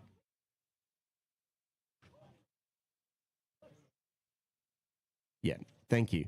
The Random Radish. Thank you very much, The Random Radish. I appreciate you. Appreciate you for that. I have tried multiple times. I've already tried disabling the autofocus, and manual's even worse. So yes, this is as good as I can get. So I'll need to zoom back again to see if I can get it to clear up, and that means the rocket will actually be just nothing more than the speck in the background. Again, the amount of people that are coming up here to Mount Nut is increased again. Oop, hang on, don't sit backwards, Josh. No one can see you. The amount of people has increased. There's quite a substantial crowd up here now that are in the background, and I'm getting updates from all sorts of people who are helping, keeping me informed at this particular point in time. So yeah, just to let you know that someone that I'm getting updates as we go through. So I'm getting that mainly from the crowd who's gathered up here, because they're all interested to know what the hell am I doing up here. And sometimes I just wonder, what am I doing up here? But anyway, that's right. I'm live streaming this, and I'm live streaming this for everyone. So yeah, it's just one of those moments. You have one of those self-actualization moments.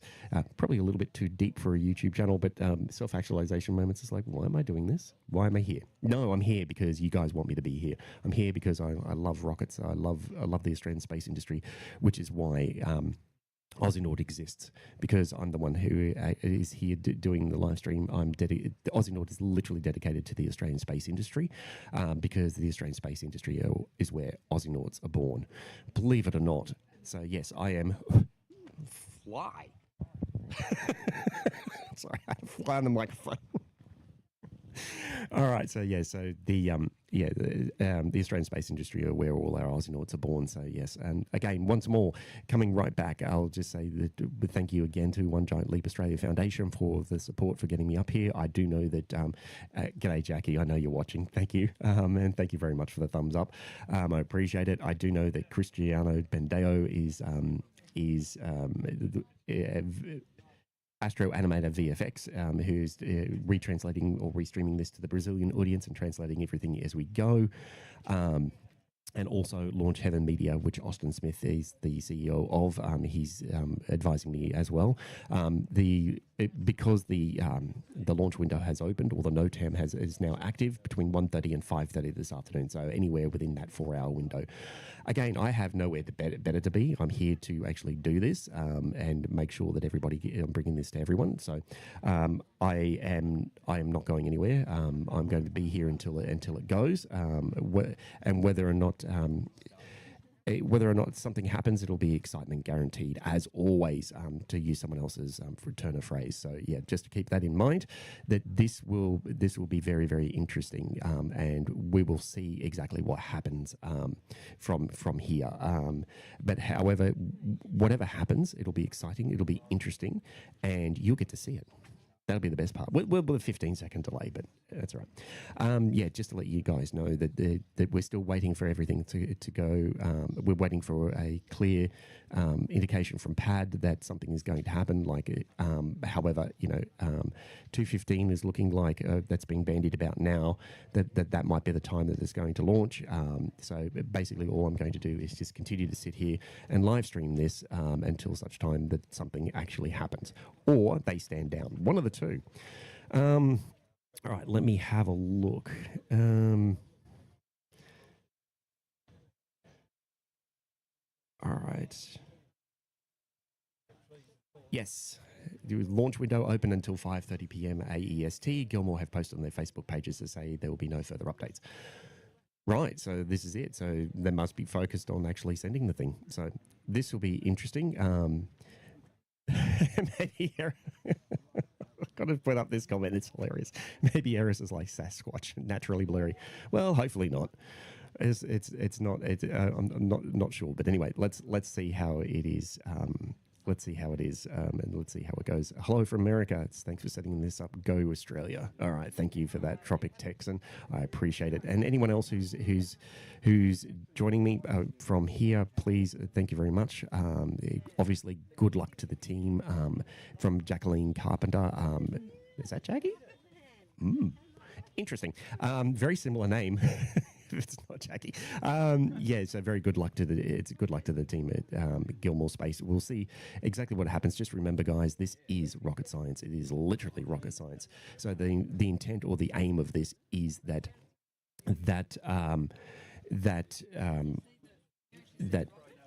regardless of what happens, if it makes it, great. If it doesn't, it still doesn't matter, because this is an achievement for Australia. This is an achievement for our industry, for the Australian space industry. This is an achievement for Gilmore Space Technologies and for their team. So even if it goes up in the last few seconds, then basically that's still a win, because what that means is that that they're able to learn from their mistakes. So as you know, these things are festooned with sensors and whatever else, and they'll be able to gather all that data, learn what happened, and then be able to go, okay, cool, we know what happened. Now we can actually go through and correct for those mistakes, for those things for the next launch attempt. Now I believe they do have additional hardware that is ready to go. I have seen posts on social media and things like that. They're actually displaying their additional hardware. And believe it or not, Australian Prime Minister Anthony Albanese was there touring their rocket factory. I think it was last week or the week before, and they've recently acquired a new $5 million in terms of additional funding to support the Aerys launch, or the launch of Aerys and the subsequent rockets and things like that. So there is that support at the very, very, very high level, including Australia's very own Prime Minister Anthony Albanese. All right, so I'm going to go quiet again for a minute or two. Again, I'm going to try and follow some instructions that people are giving me to try and fix the view so it's a little bit less blurry, and then I'll come back very, very shortly.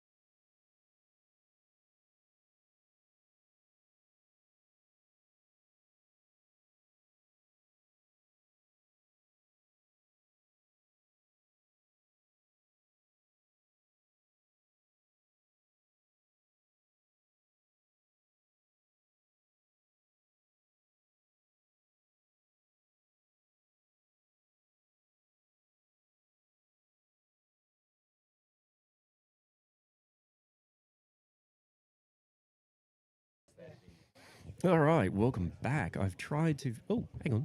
Image is kind of much better. There we go.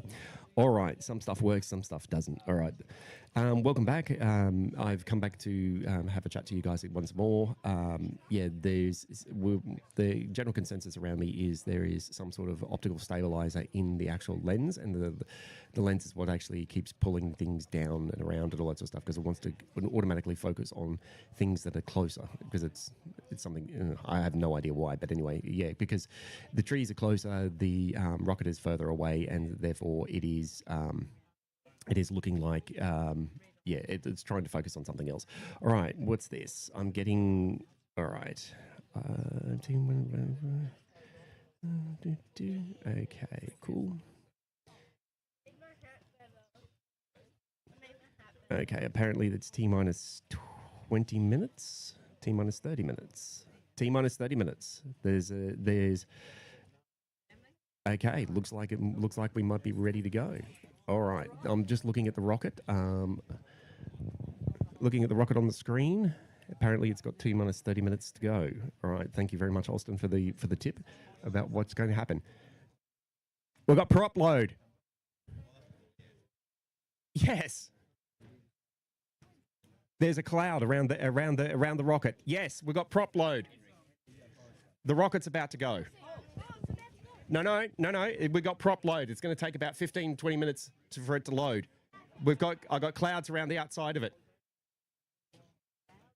Ah, right.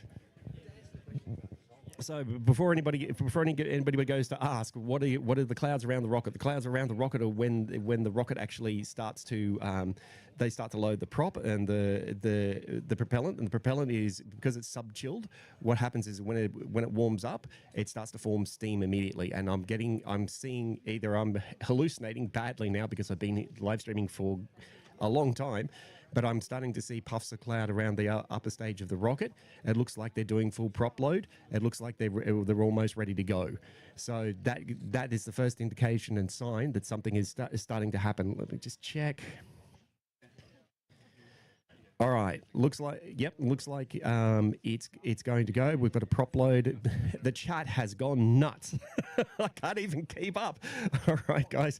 All right, just a second. I just need to I'm just going to put you guys on hold for not hold, but I'm just going to do a look at the launch for a minute. I'll come back to you.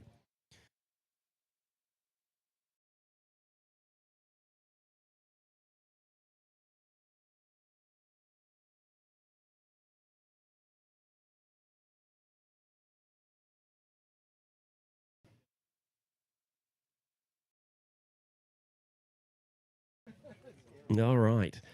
Yep. Looking at it. I'm definitely seeing prop load. It looks like it is getting ready for launch. Okay, so all right, looks like we're getting ready. Generally, prop load is when we're in the clouds, but the propellant is loading. That means that they are getting ready to actually launch. So we are not far from actual launch. Not sure how much longer it's going to take, but we are getting very much closer to launch.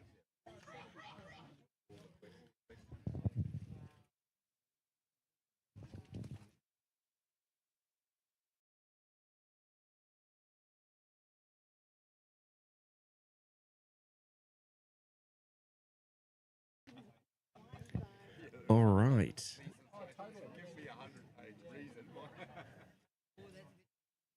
So I got a notification of T minus 30 minutes, and that was, I can't see the time, 10 minutes before. So, okay, so 2:15. All right, so they're looking like they're going for a 2:15 launch,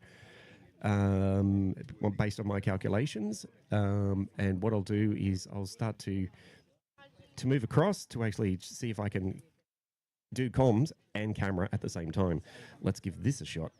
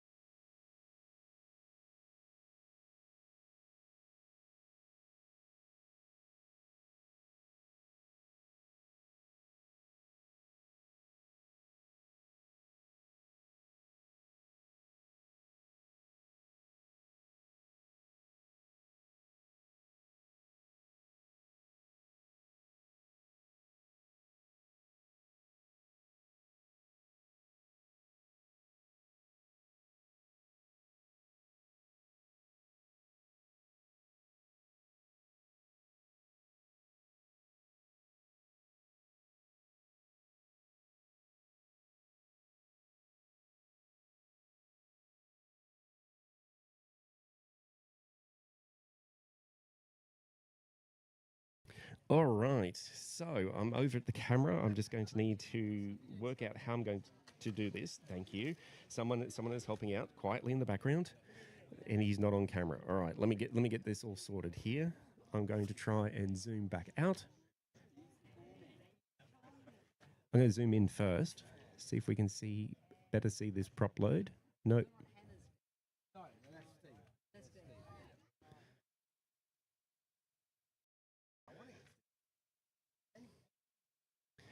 All right.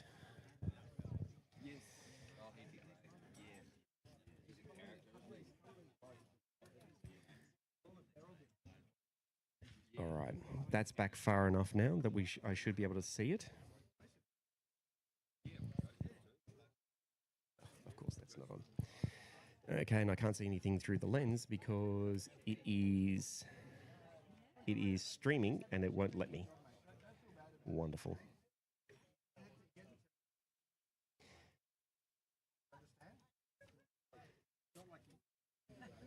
Taller than you thought?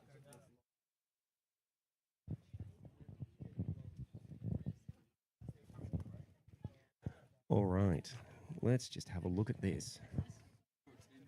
All right. Oh, cool. You can see my waist. What a great idea. I'm just going to remove that image. And just give you guys a view of the launch pad. All right, so all right, let's see exactly what happens here now. All right, so this is going to be very, very interesting.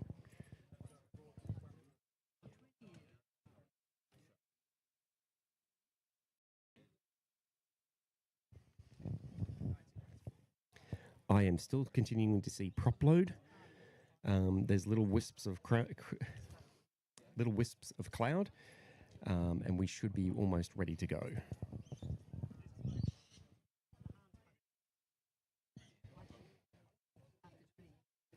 Pretty much excitement guaranteed at this point.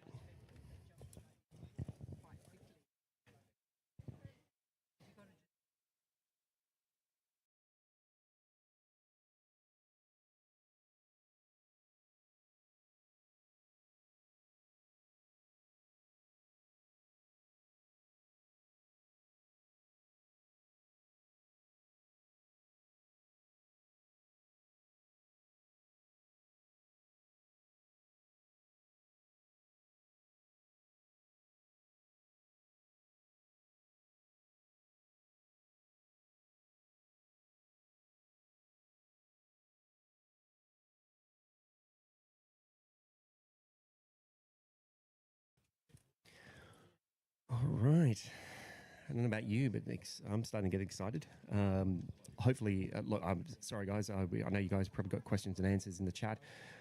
Please feel free to. You're going to have to entertain yourselves at this point, just simply because I'm trying to control several things at once here. And I keep hitting my head on my gazebo, which is a lot of fun. All right. Let me just see what's going on here. Prop load is continuing, as I can see on the screen.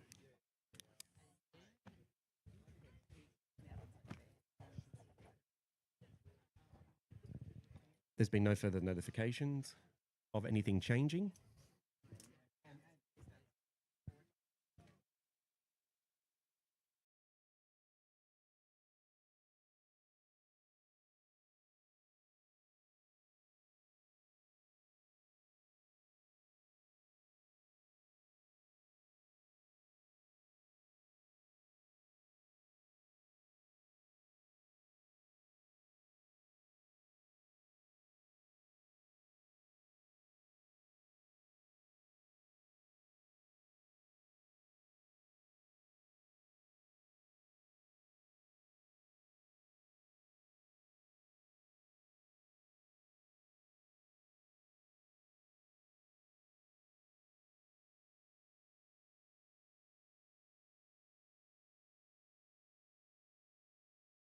All right. Okay, I'm back. All right. So people here, there's a massive crowd. They are asking questions as well as they just wander across and and ask what's going on.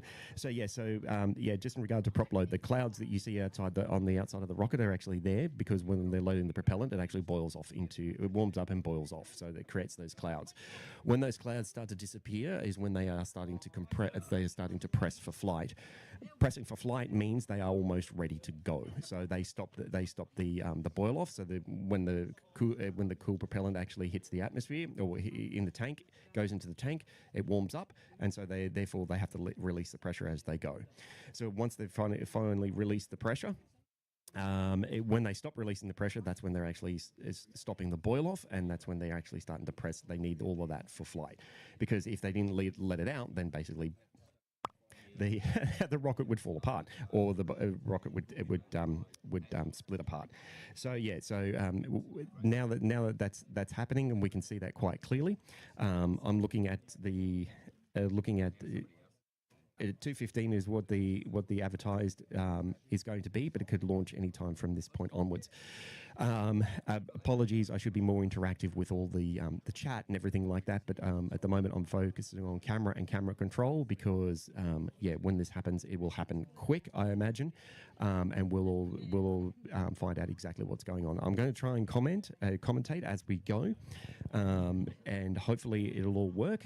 And if I start screaming, I apologize for blasting everyone's eardrums immediately, because honestly, guys, this is exciting, and this is getting down to the pointy end of being exciting. So again, I'll say this once more for clarity: if it does not go today, or if it fails, it does not matter.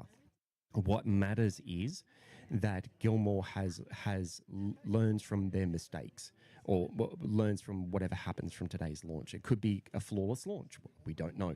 But these rockets are normally festooned with sensors. Festooned, there you go. There's a word I never thought I'd use in a sentence. These rockets are normally covered in sensors, and they have a plethora of sensors. So what will happen is they just before launch, they'll have a high, once they start pressing, once the flight control computers start controlling the internal rocket launch, the flight termination system is also activated, and the data and telemetry is then being recorded, and it normally is recorded on high, just because they want to know everything will happen up to the point of failure, should there be a catastrophic failure. Again, we don't know. As I've said previously, Gilmore Space Technologies has been very secretive about all this, but hopefully we are going to go for the best, and that they will actually get exactly what they're looking for. Again, publicly stated information is that they're hoping for at least 30 seconds. But yeah, just to let you know. Just once more, I'm not going to change screens. I'm going to focus mainly on the launch and the launch pad, just because anything can happen from this point. We're getting closer. We're about 10 minutes out from the suggested launch time. I just wanted to emphasize once more that One Giant Leap Australia Foundation, thank you very much for sponsoring me for this. You're the ones who helped bring me here. And once more, thank you very much to Launchheaven Media for actually helping to support me and share this out with most of the world. And of course, Cristiano Bandeo, Astro Animator VFX, if I always forget your online name. He is restreaming this for the Brazilian audience, so thank you very much for that. There is also a number of agencies here in Australia as well that are also restreaming my launch, restreaming this live stream, which they're allowed to do. And oh, cool! There's a couple of kids on dirt bikes who are doing wheelies in front of us. You can't see that on camera. There you go. Just in case anybody was wondering why there was a noise in the background there. There it is. So there you go. All right, so. Just want to thank everybody for all their support, for helping me to get me here. I'm here now. I'm ready to go. I'm like everyone who's out there. Let's light this candle. Let's do this. All right. I want to see something happen. It doesn't matter. Excitement is guaranteed from the point that everything starts to go to T0.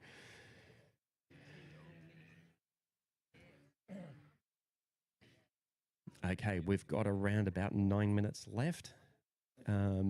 No, again, as I said, no countdown timer because when I started streaming this at 11 a.m. this morning, 11:30 this morning, there was at that stage where I had no idea of exactly when everything was going to run, or whether or not it was going to run, or what the timings were. But yeah, the indication I had was it was going to be afternoon, and that was on just their normal media channels. All right, let's see.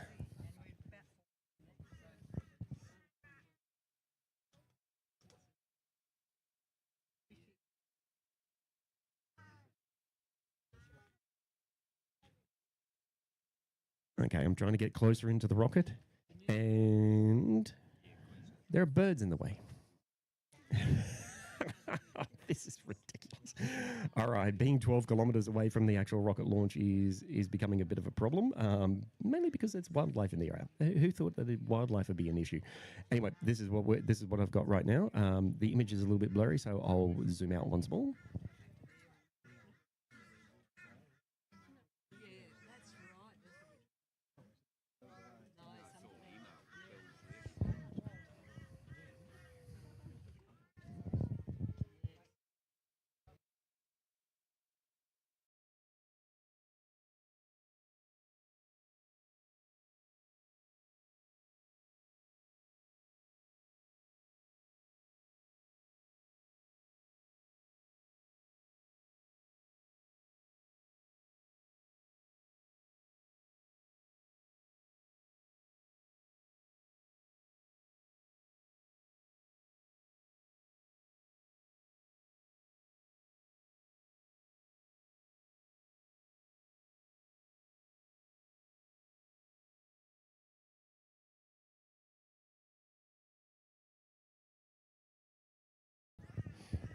Okay, to address some of the concerns that are in the chat, the autofocus. Yeah, I know about the autofocus, guys.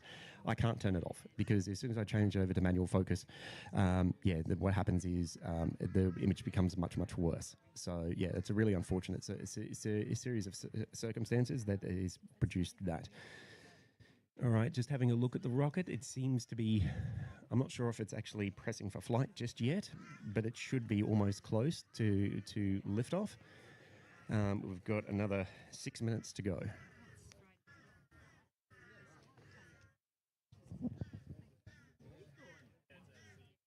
So I'm going to zoom out a little more. Whoops.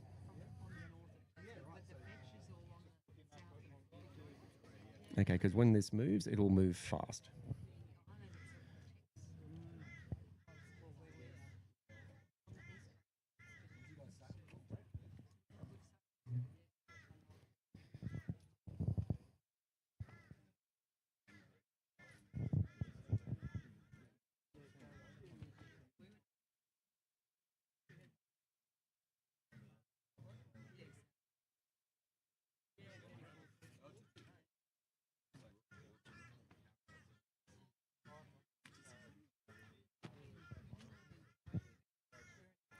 Okay, I keep forgetting to mute myself because I'm too busy trying to control everything. You might get some background noise and stuff like that. All right, let's have a look.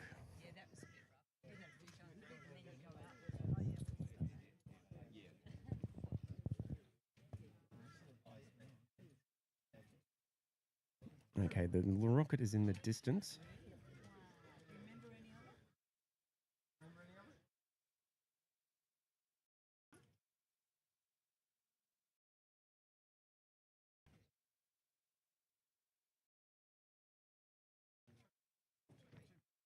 I don't know what's going on. I don't see any more propellant load.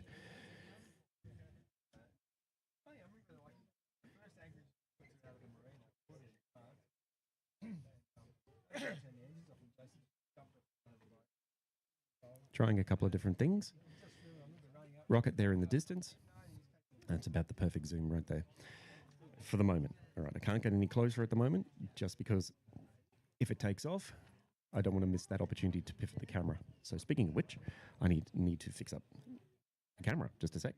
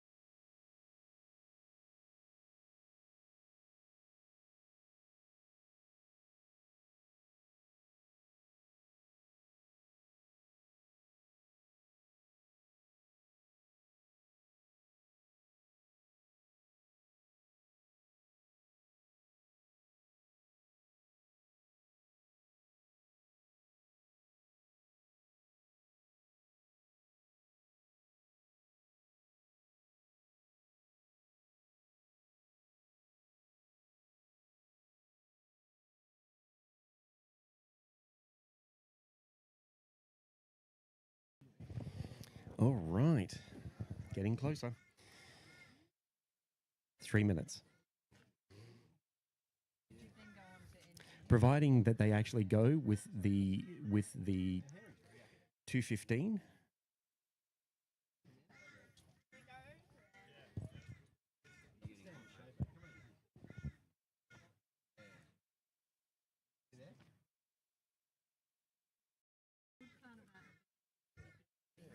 Okay.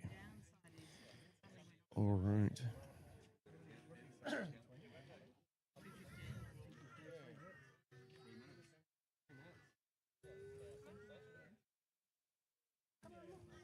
All right. So if this is a precise on-time launch, we have approximately 2 minutes left. And then basically it's on for young and old.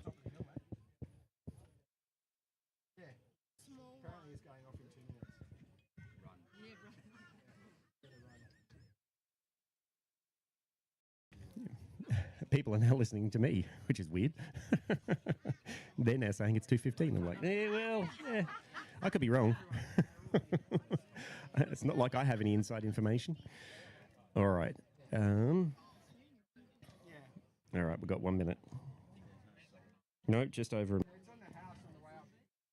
All right. All right. Again, remember that this launch is being sponsored by One Giant Leap Australia Foundation and is also being supported by launchheaven Media in the United States. So whatever happens in the next minute or so is what happens. All right. I'm just going to be quiet for a minute. I'm going to go into controlling the camera.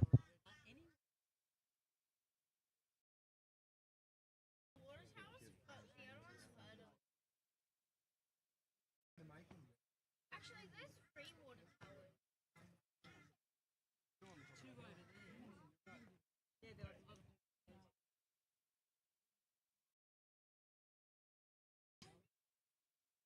I saw one. I think I saw a cat.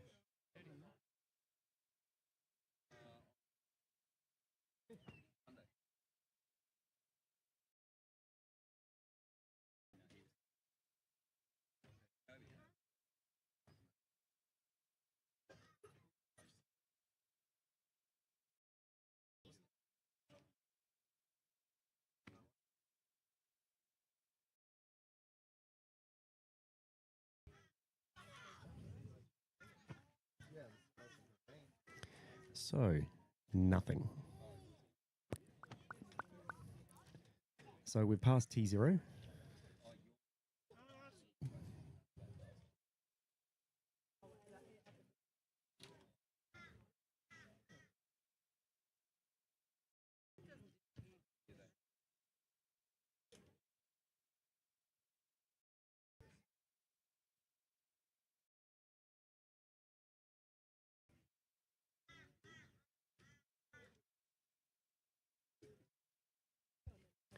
There is nothing further.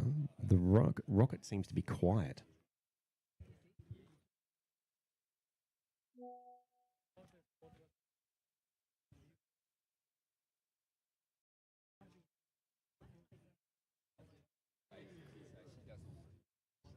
Okay.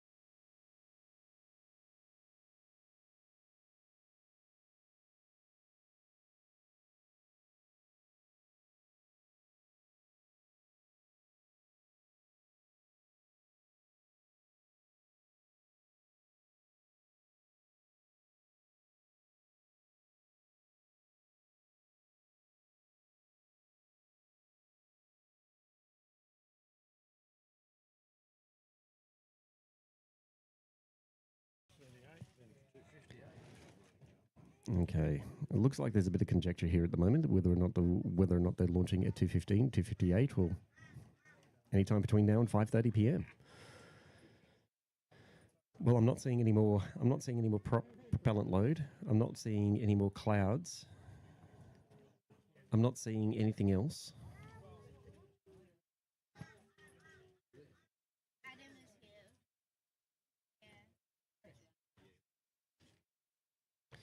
Yeah. All right, so this means that this could go at any time. All right, just let me re-secure this camera, and I'll come back on to camera myself.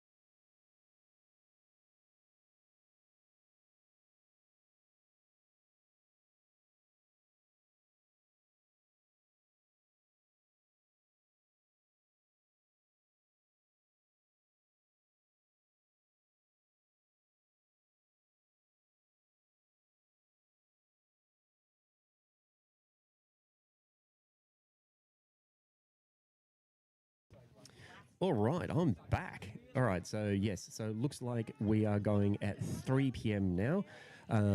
Someone is following Adam Gilmore for me. Austin Smith is following Adam Gilmore for me, and he has indicated that it's going at 3 p.m. So that's what it looks like at the moment. That's what it's currently stating. I can't hear me very well. Okay, all right. I keep encountering this issue that people can't hear me very well. If I turn this up any more, I'm going to blow people out. Anyway, all right. Turn it up again. There we go. All right. So yes, grateful for any coverage, every coverage, because without all this, no, would have nothing. That's true. That's true. Very good statement. But however, that's not what people focus on, because everyone is used to certain levels of live streams and all that sort of stuff. And yeah, so yeah, with that, look, I do apologize. I'll apologize immediately. That this is what we got, and I've invested in what I thought was new camera technology to actually get this to be what it needs to be, to bring better images, all that sort of stuff. To be perfectly honest, I didn't think I'd be 12 kilometers out. I thought I'd be more like 3. And this camera works extremely well. We're over 3 kilometers, so I seem to be outside the range of the actual camera anyway. And then basically, I'd need to invest in a whole bunch of bigger lenses as well. All right, let's have a look at the chat. Do I risk it? Do I see what's going on? Yes, I do. All right.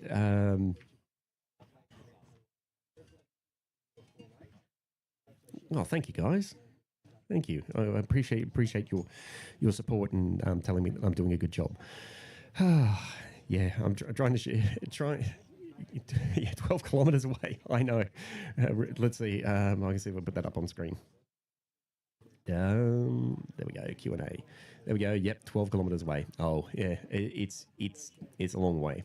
And that's what I've been saying at the beginning. When I said at the beginning of this live stream, for those of you who are tuning in right now, this is as close as I could get.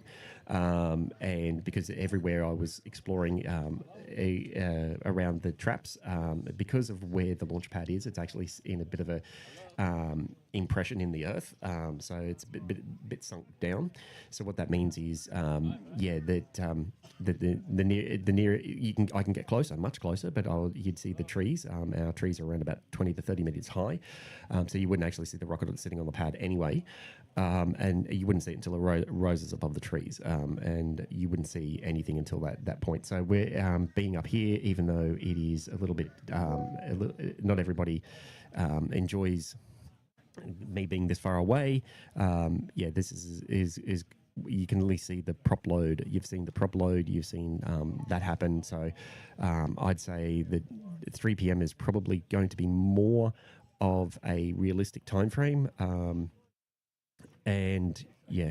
What time is it there? Well, it is 2:24. If you wanted to know, Ox. So thank you very much for asking the question. It is afternoon, and the sun is starting to stream down. So I've got all my equipment in order to actually track the rocket for when it does actually go. I'm still faithful that it will go. So if it does go, I've moved my gazebo that I had here. I've moved it across so that way it's a little bit behind me, so that way the camera can pivot up for when the rocket goes. Excuse me, for the way the rocket goes, so that way you guys can see it. I can track it on its way up. So yeah, all right. All right, I'm just going to switch over to the launchheaven media. All right, let's have a look here and see if I can get some of the questions and answers that are going up there. Everyone can hear me. Good, thanks. Okay, thank you. All right, We've seen Elon rocking the space scene here, so pretty much spot on time. Yeah, true.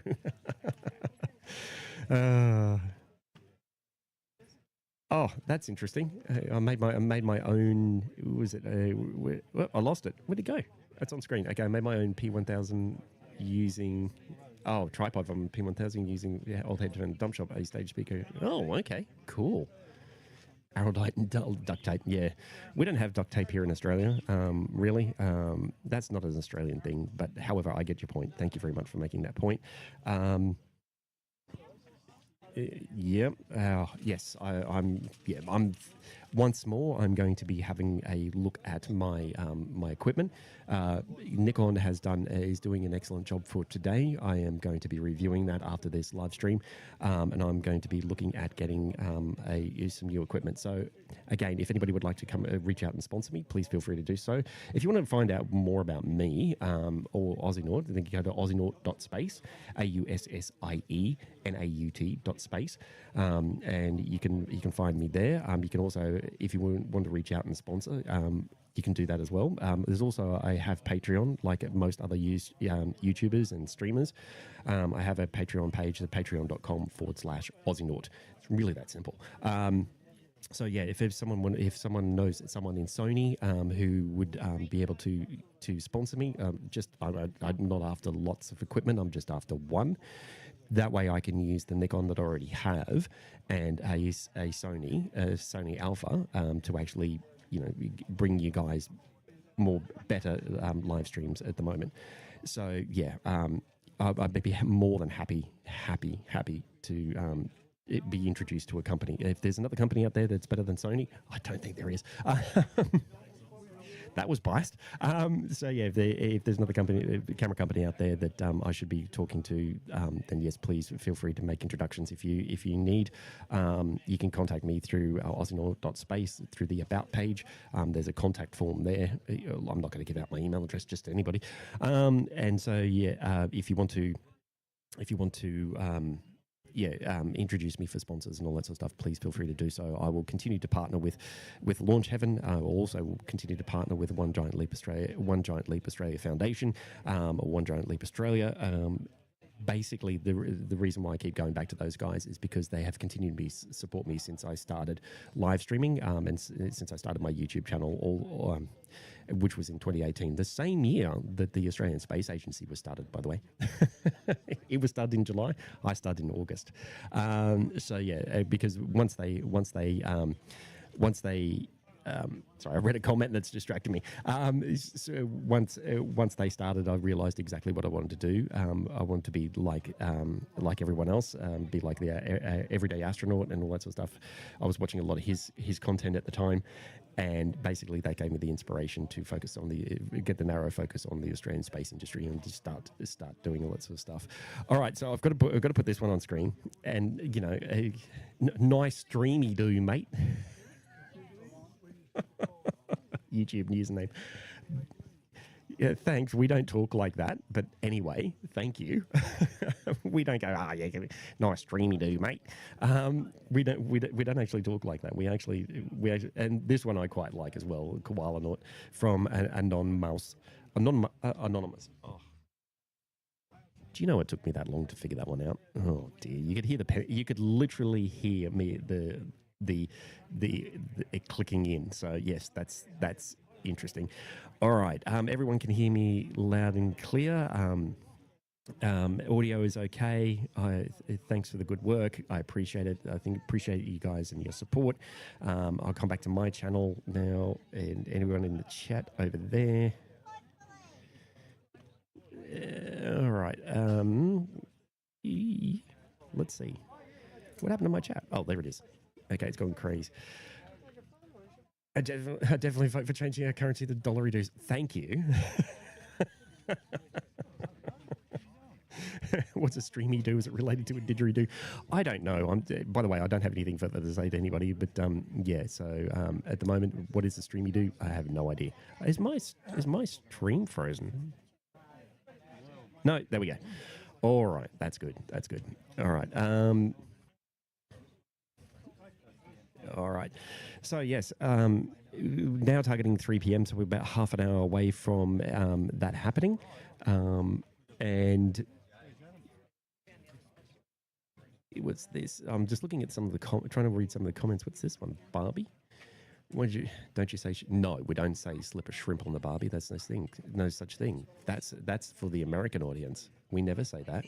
We say stick a prawn on the Barbie. We eat prawns. We don't eat shrimp. It's a marketing thing. Yeah, we never said that. And that I remember when that came about, and a lot of people in Australia were actually offended by that. But that's beside the point. That's a past. That's okay. You call it shrimp, whatever you want to call it. We call it prawn. We go and get a bucket of prawns and all that sort of stuff. We don't go out and get a bucket of shrimp. There's a bit of a difference, and our prawns are actually quite large. So we actually have king prawns and things like that. They're about that big, I believe, if you can see that on camera, or maybe a bit more. So yeah, they're actually quite large, whereas shrimp are actually really kind of very tiny, I believe. I don't eat prawns. Again, I'm offending so many people. I don't like mangoes and I don't eat prawns. Don't like prawns. Feel free to tune out now.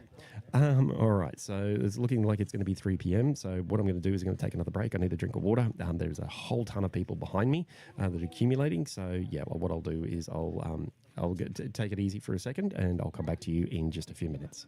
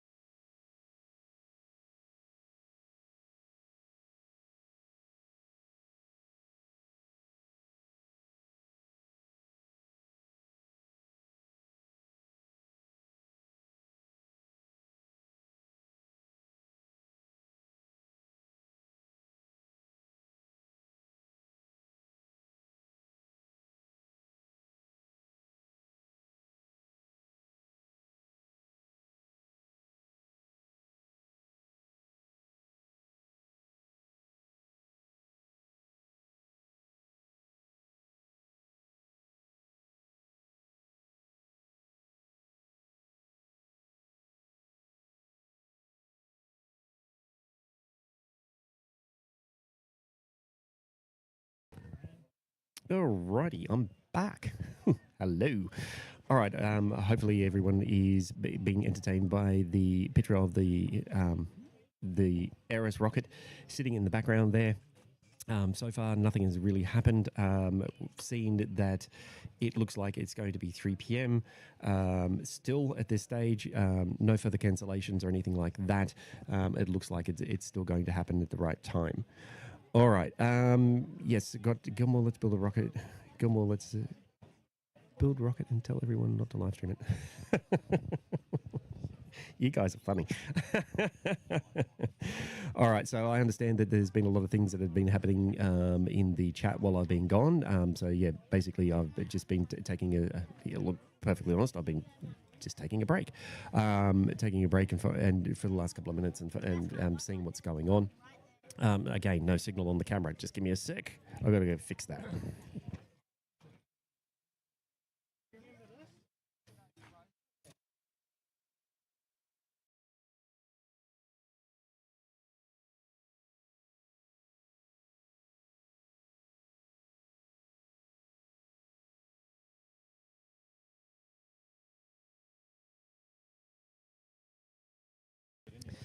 Nothing better than auto shut off.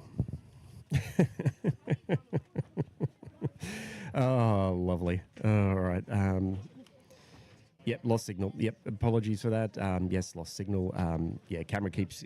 Look, despite the fact that I went through and fiddled around with all the manual settings, and made sure that everything was set to manual, but made the necessary changes, it still wants to auto power off all the time. So, all right. All right, just a minute. I have to go off camera again. There are reasons, and yeah, I just need to let people know what those reasons are.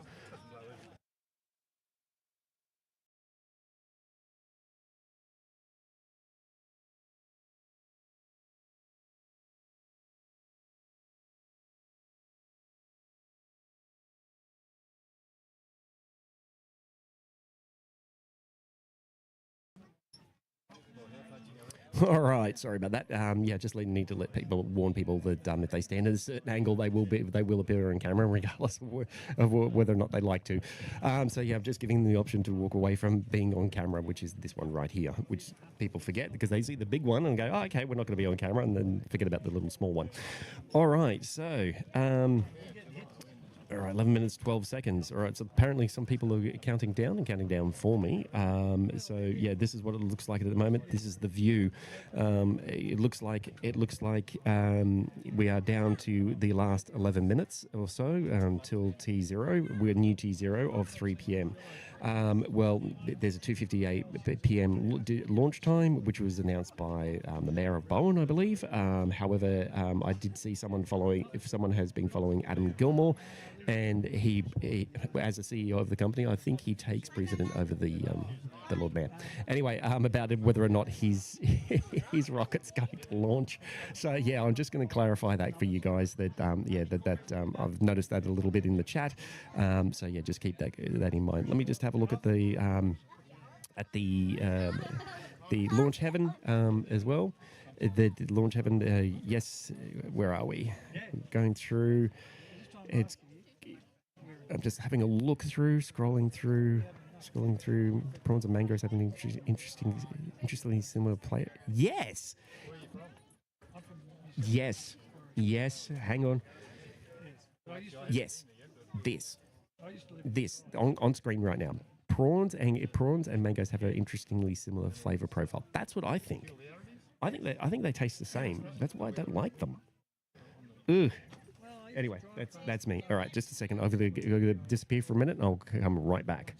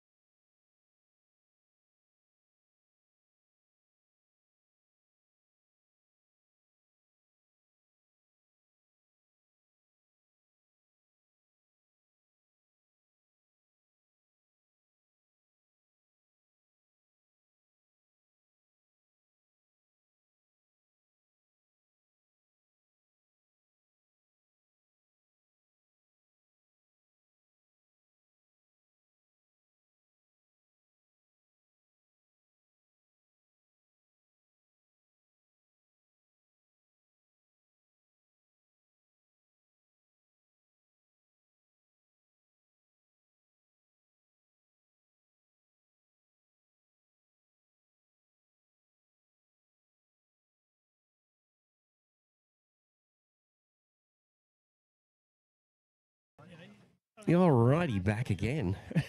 I've got a whole bunch of equipment up here, and I'm just letting people know that be careful and not to try and trip over my equipment that I've left laying around. So I'm just trying to make sure that's all nice and tidy and whatever else.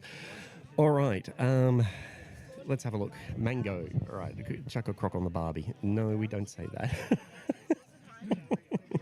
There's lots of things that Americans actually think we say, but we really don't. All right. Oh, my own live stream chat is going off. So welcome to everyone who was actually in the Aussie live stream chat. It's good to actually have you all in here.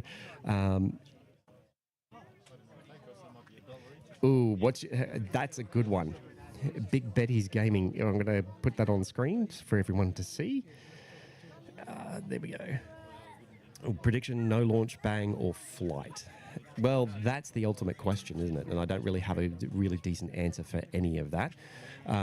Mine is, I really hope they are able to ignite, and I really hope they're able to go, because that would be a nice end result for all, not my own effort, but also for everyone who's up here, which is quite a considerable amount of people at the moment. You might see some people milling around on the back of this camera here, but yeah, it doesn't really demonstrate exactly how many people are up here. There's around, I'd say, 200 now, who are all here. There's kids as well, who are all here just for this moment, to see this launch.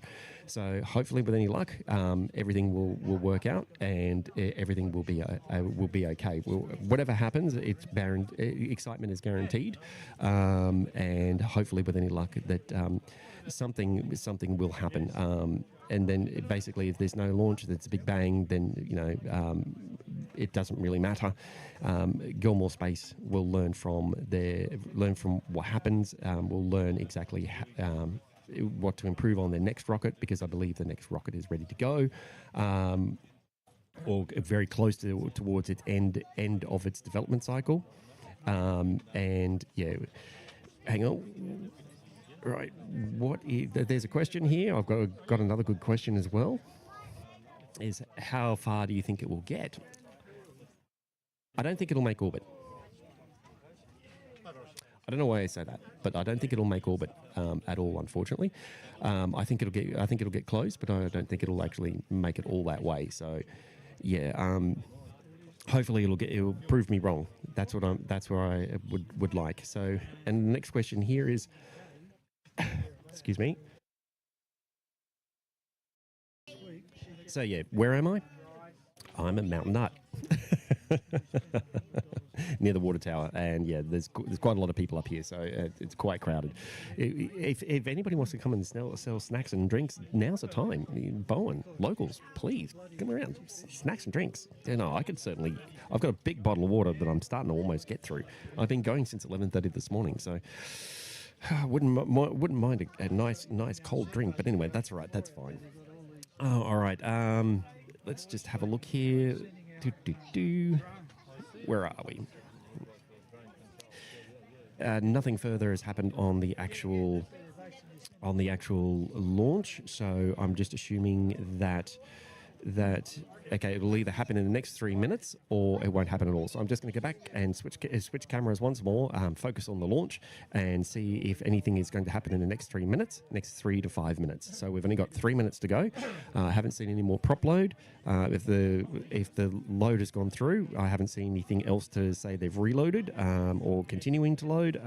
So I assume it's all boiled off. I'm just not sure. All right, give me 2 minutes and I will come back and control the camera.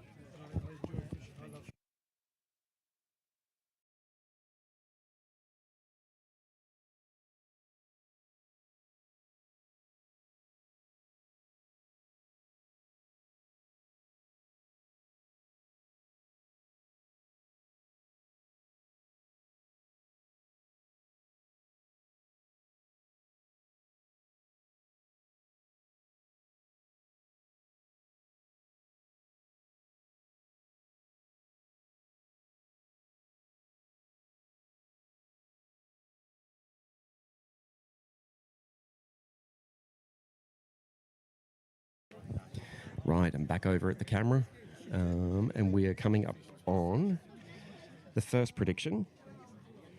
We have approximately 2 minutes. 2 minutes until something actually happens. Well, you know, the first potential launch of the rocket.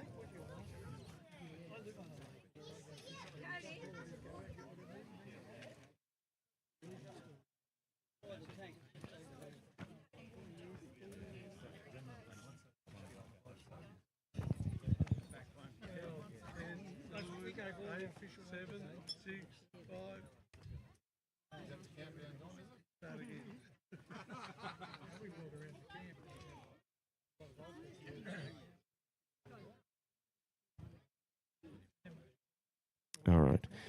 So I've loosened up the camera so that way I can track should it go. But we are rapidly approaching T0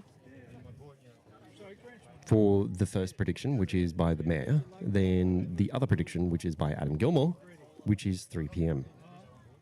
At this point, I think we're going to be standing down. However, I could be wrong. Sorry, that was however, I could be wrong.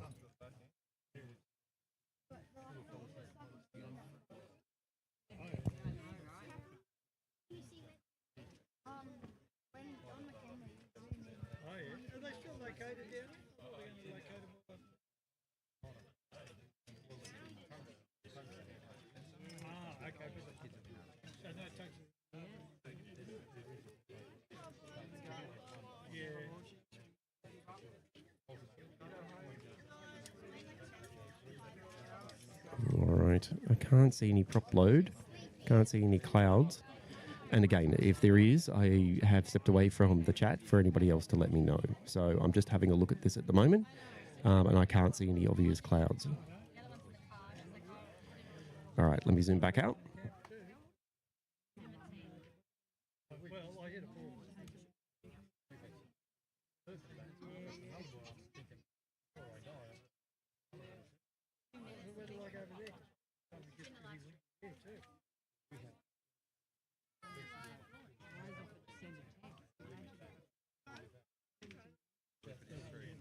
All right, just having a look. Okay, the 258 has moved through. We're about 1 minute from Adam Gilmour's prediction. But at this point, I actually think that they might stand down. I don't know what gives me that. That gives me that indication. Love to be wrong.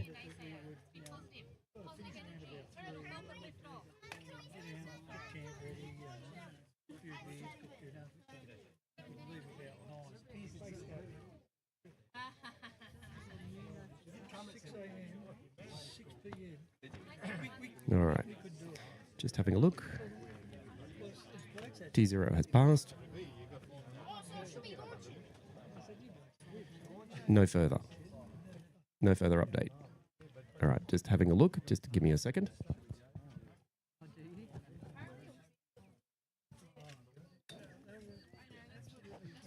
Okay, and like everything, now targeting 323.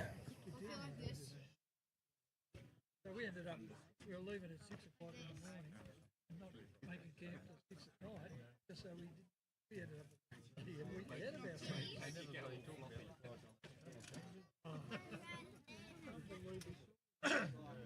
The bugs haven't been bad up here. All right, so 323 apparently is the new go time. So T0 passed, and the next one is 323. Let me just make that really apparently clear. The next one is 323. All right, and some people who were watching from Scotland, Jim Cleland, hey mate, how's it going? Thanks very much for tuning in. Yeah, dude, go to work. Have a normal day. I'm the only one silly enough to be here to do this. So now targeting 323 is the official word. So Austin, again, thank you very much, mate, for keeping an eye on Adam Gilmour and Gilmore Space. Yes, it is now looking like 323. So, all right. So again, we have a little bit of time once more, and if I see any prop load or anything like that, I'll obviously come back. But for the moment, it looks like it's 323.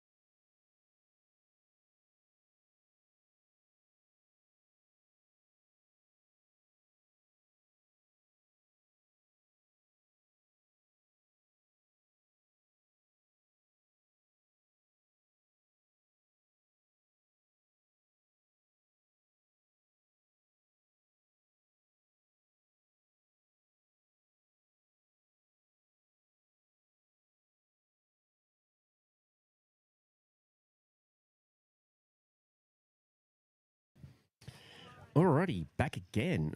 All right, so it looks like there's a 323, and it looks like there's still prop load going on at the moment. So that gives me a little bit more confidence that 323 might actually happen. So we'll see what you, we'll see exactly what happens there.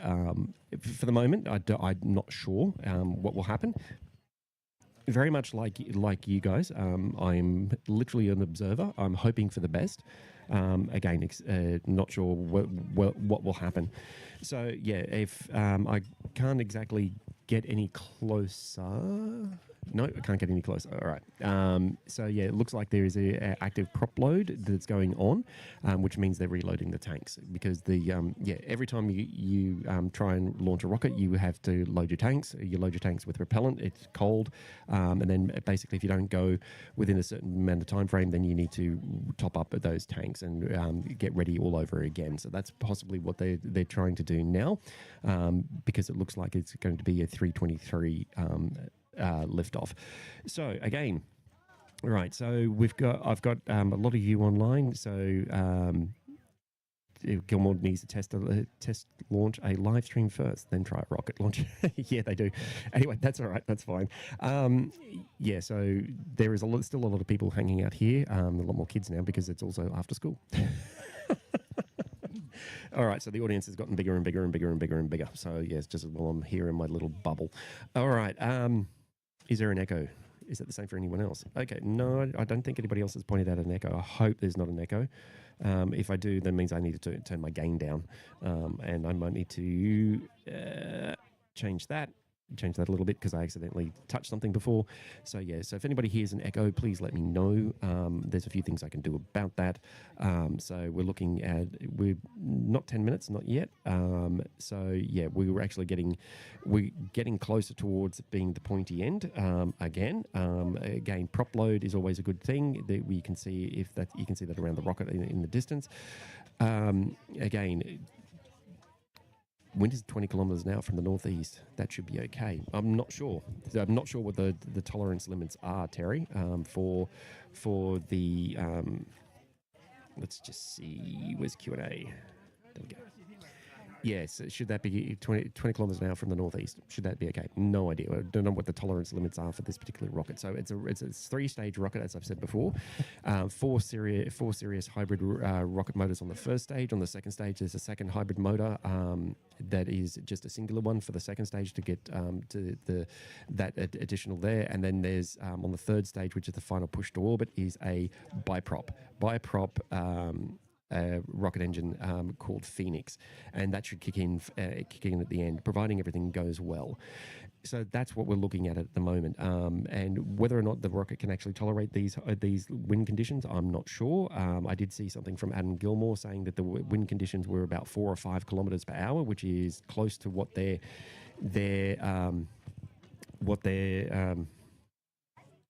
limits are. So 4 to 5 kilometers an hour. 20 kilometers an hour.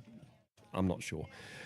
However, looking at what Adam Gilmour has been saying, he's saying that that their wind speed limit is about 4 or 5 kilometers an hour. They've got to release another balloon. They've got one left apparently for the day, and then basically that'll tell them whether or not the winds that they transit through. If they're low winds at the moment at ground level, and they transit into something that's a little bit higher. So if the wind speed changes, what that means is if the wind speed changes as it goes up through the atmosphere, it's the equivalent of the rocket being hit by a sledgehammer, which means it could push it off its nominal trajectory. Which is so as it's four engines and they're all vernier thrust. So that means they will need. Whacked by winds at 4 to 5 kilometers an hour. They're just over the limit. Rocket is ready to fly. Thanks, Dan. Thanks, Dan Wilson, for putting that up. So thank you very much for that. So yes. So will my camera pick up sound as well? Yes, it will. I believe it should. However, okay, winds are too high at the 4 to 5 kilometer altitude, not 4 to 5 kilometer hour winds. Oh, right. Sorry, Robert. Thank you, Robert. So at 4 to 5 kilometers altitude. Thank you. 4 to 5 kilometers altitude. So that's where the high winds actually come up, not 4 to 5 kilometers an hour. I apologize.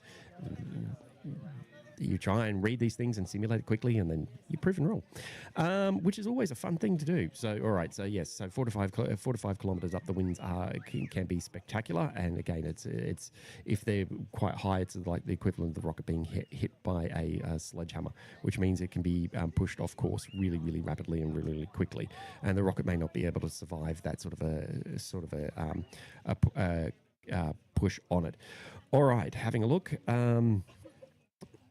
All right, when is it going to be launched? Now, new T0 is now 3:30 p.m. I understand that, so they've got 14 minutes of actually chat. Yeah. And there's a lot of people in the launchheaven media, launchheaven chat, who are actually saying there's a very good chance it might be scrubbed. That's what they're saying, and it looks like weather will be better tomorrow. So again, I'm still here. I'll be back to do this all over again. I'll just need to pack up and try and troubleshoot some issues I've had today, and then I'll be back again tomorrow to bring it all to you live. All right. So at the moment, yeah, we're just literally waiting for the time to pass to see whether or not they'll actually launch today, or whether or not that's going to change at all. So at the moment, what I'll do is I'll leave you with the view of the launch pad for the moment while I get up, because I need to, again, control the camera just in case they go to launch.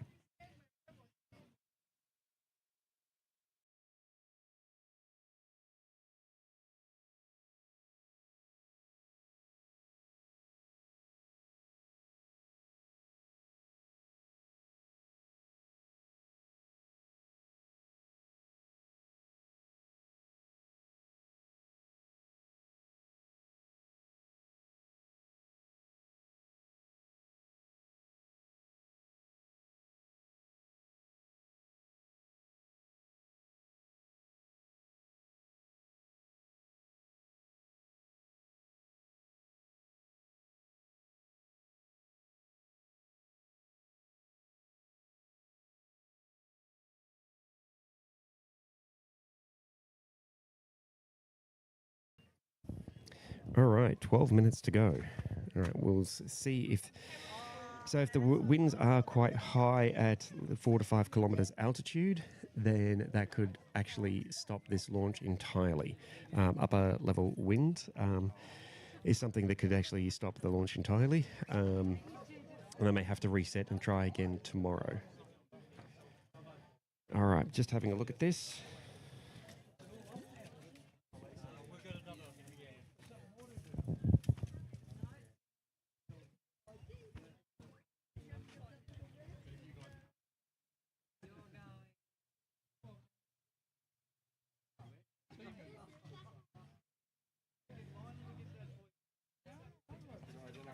Yeah, every time the camera wiggles, that's me. All right.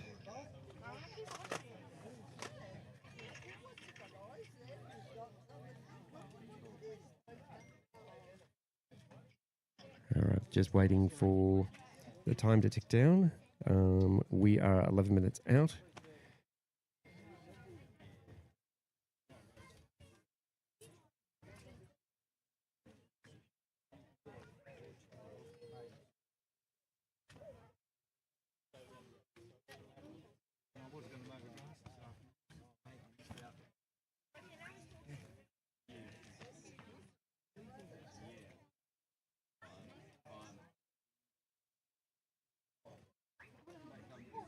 All right. I'm just going to mute myself because it's not interesting, the background noise.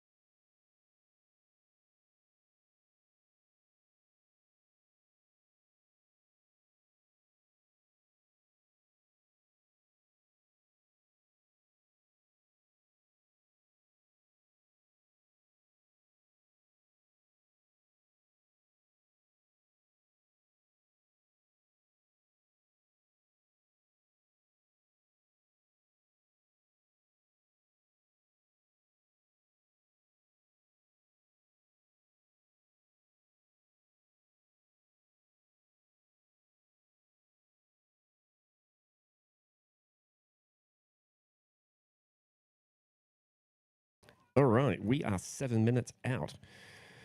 All right, let's see if this thing will fly or nothing will happen. Again, all right, so we're getting close to the end of the launch window. So launch window closes at 5:30 p.m. They have right up until 5:30 p.m. to actually launch this, and we will see whether or not they actually will stand down, and we'll get a new post about them standing down. Let me just have a look.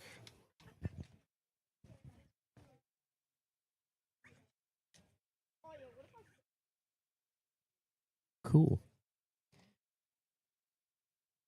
Oh, and I've just been told it's scrubbed. Hang on. Let me check. I have just been told it's scrubbed. Are you really? Tell me something I don't already know. All right. So thanks everyone for joining me on this live stream. So that's the end of it. All right. Just a minute. I'll just need to let everyone know here. All right. Just 2 seconds. I'll be right back on live stream in just a minute.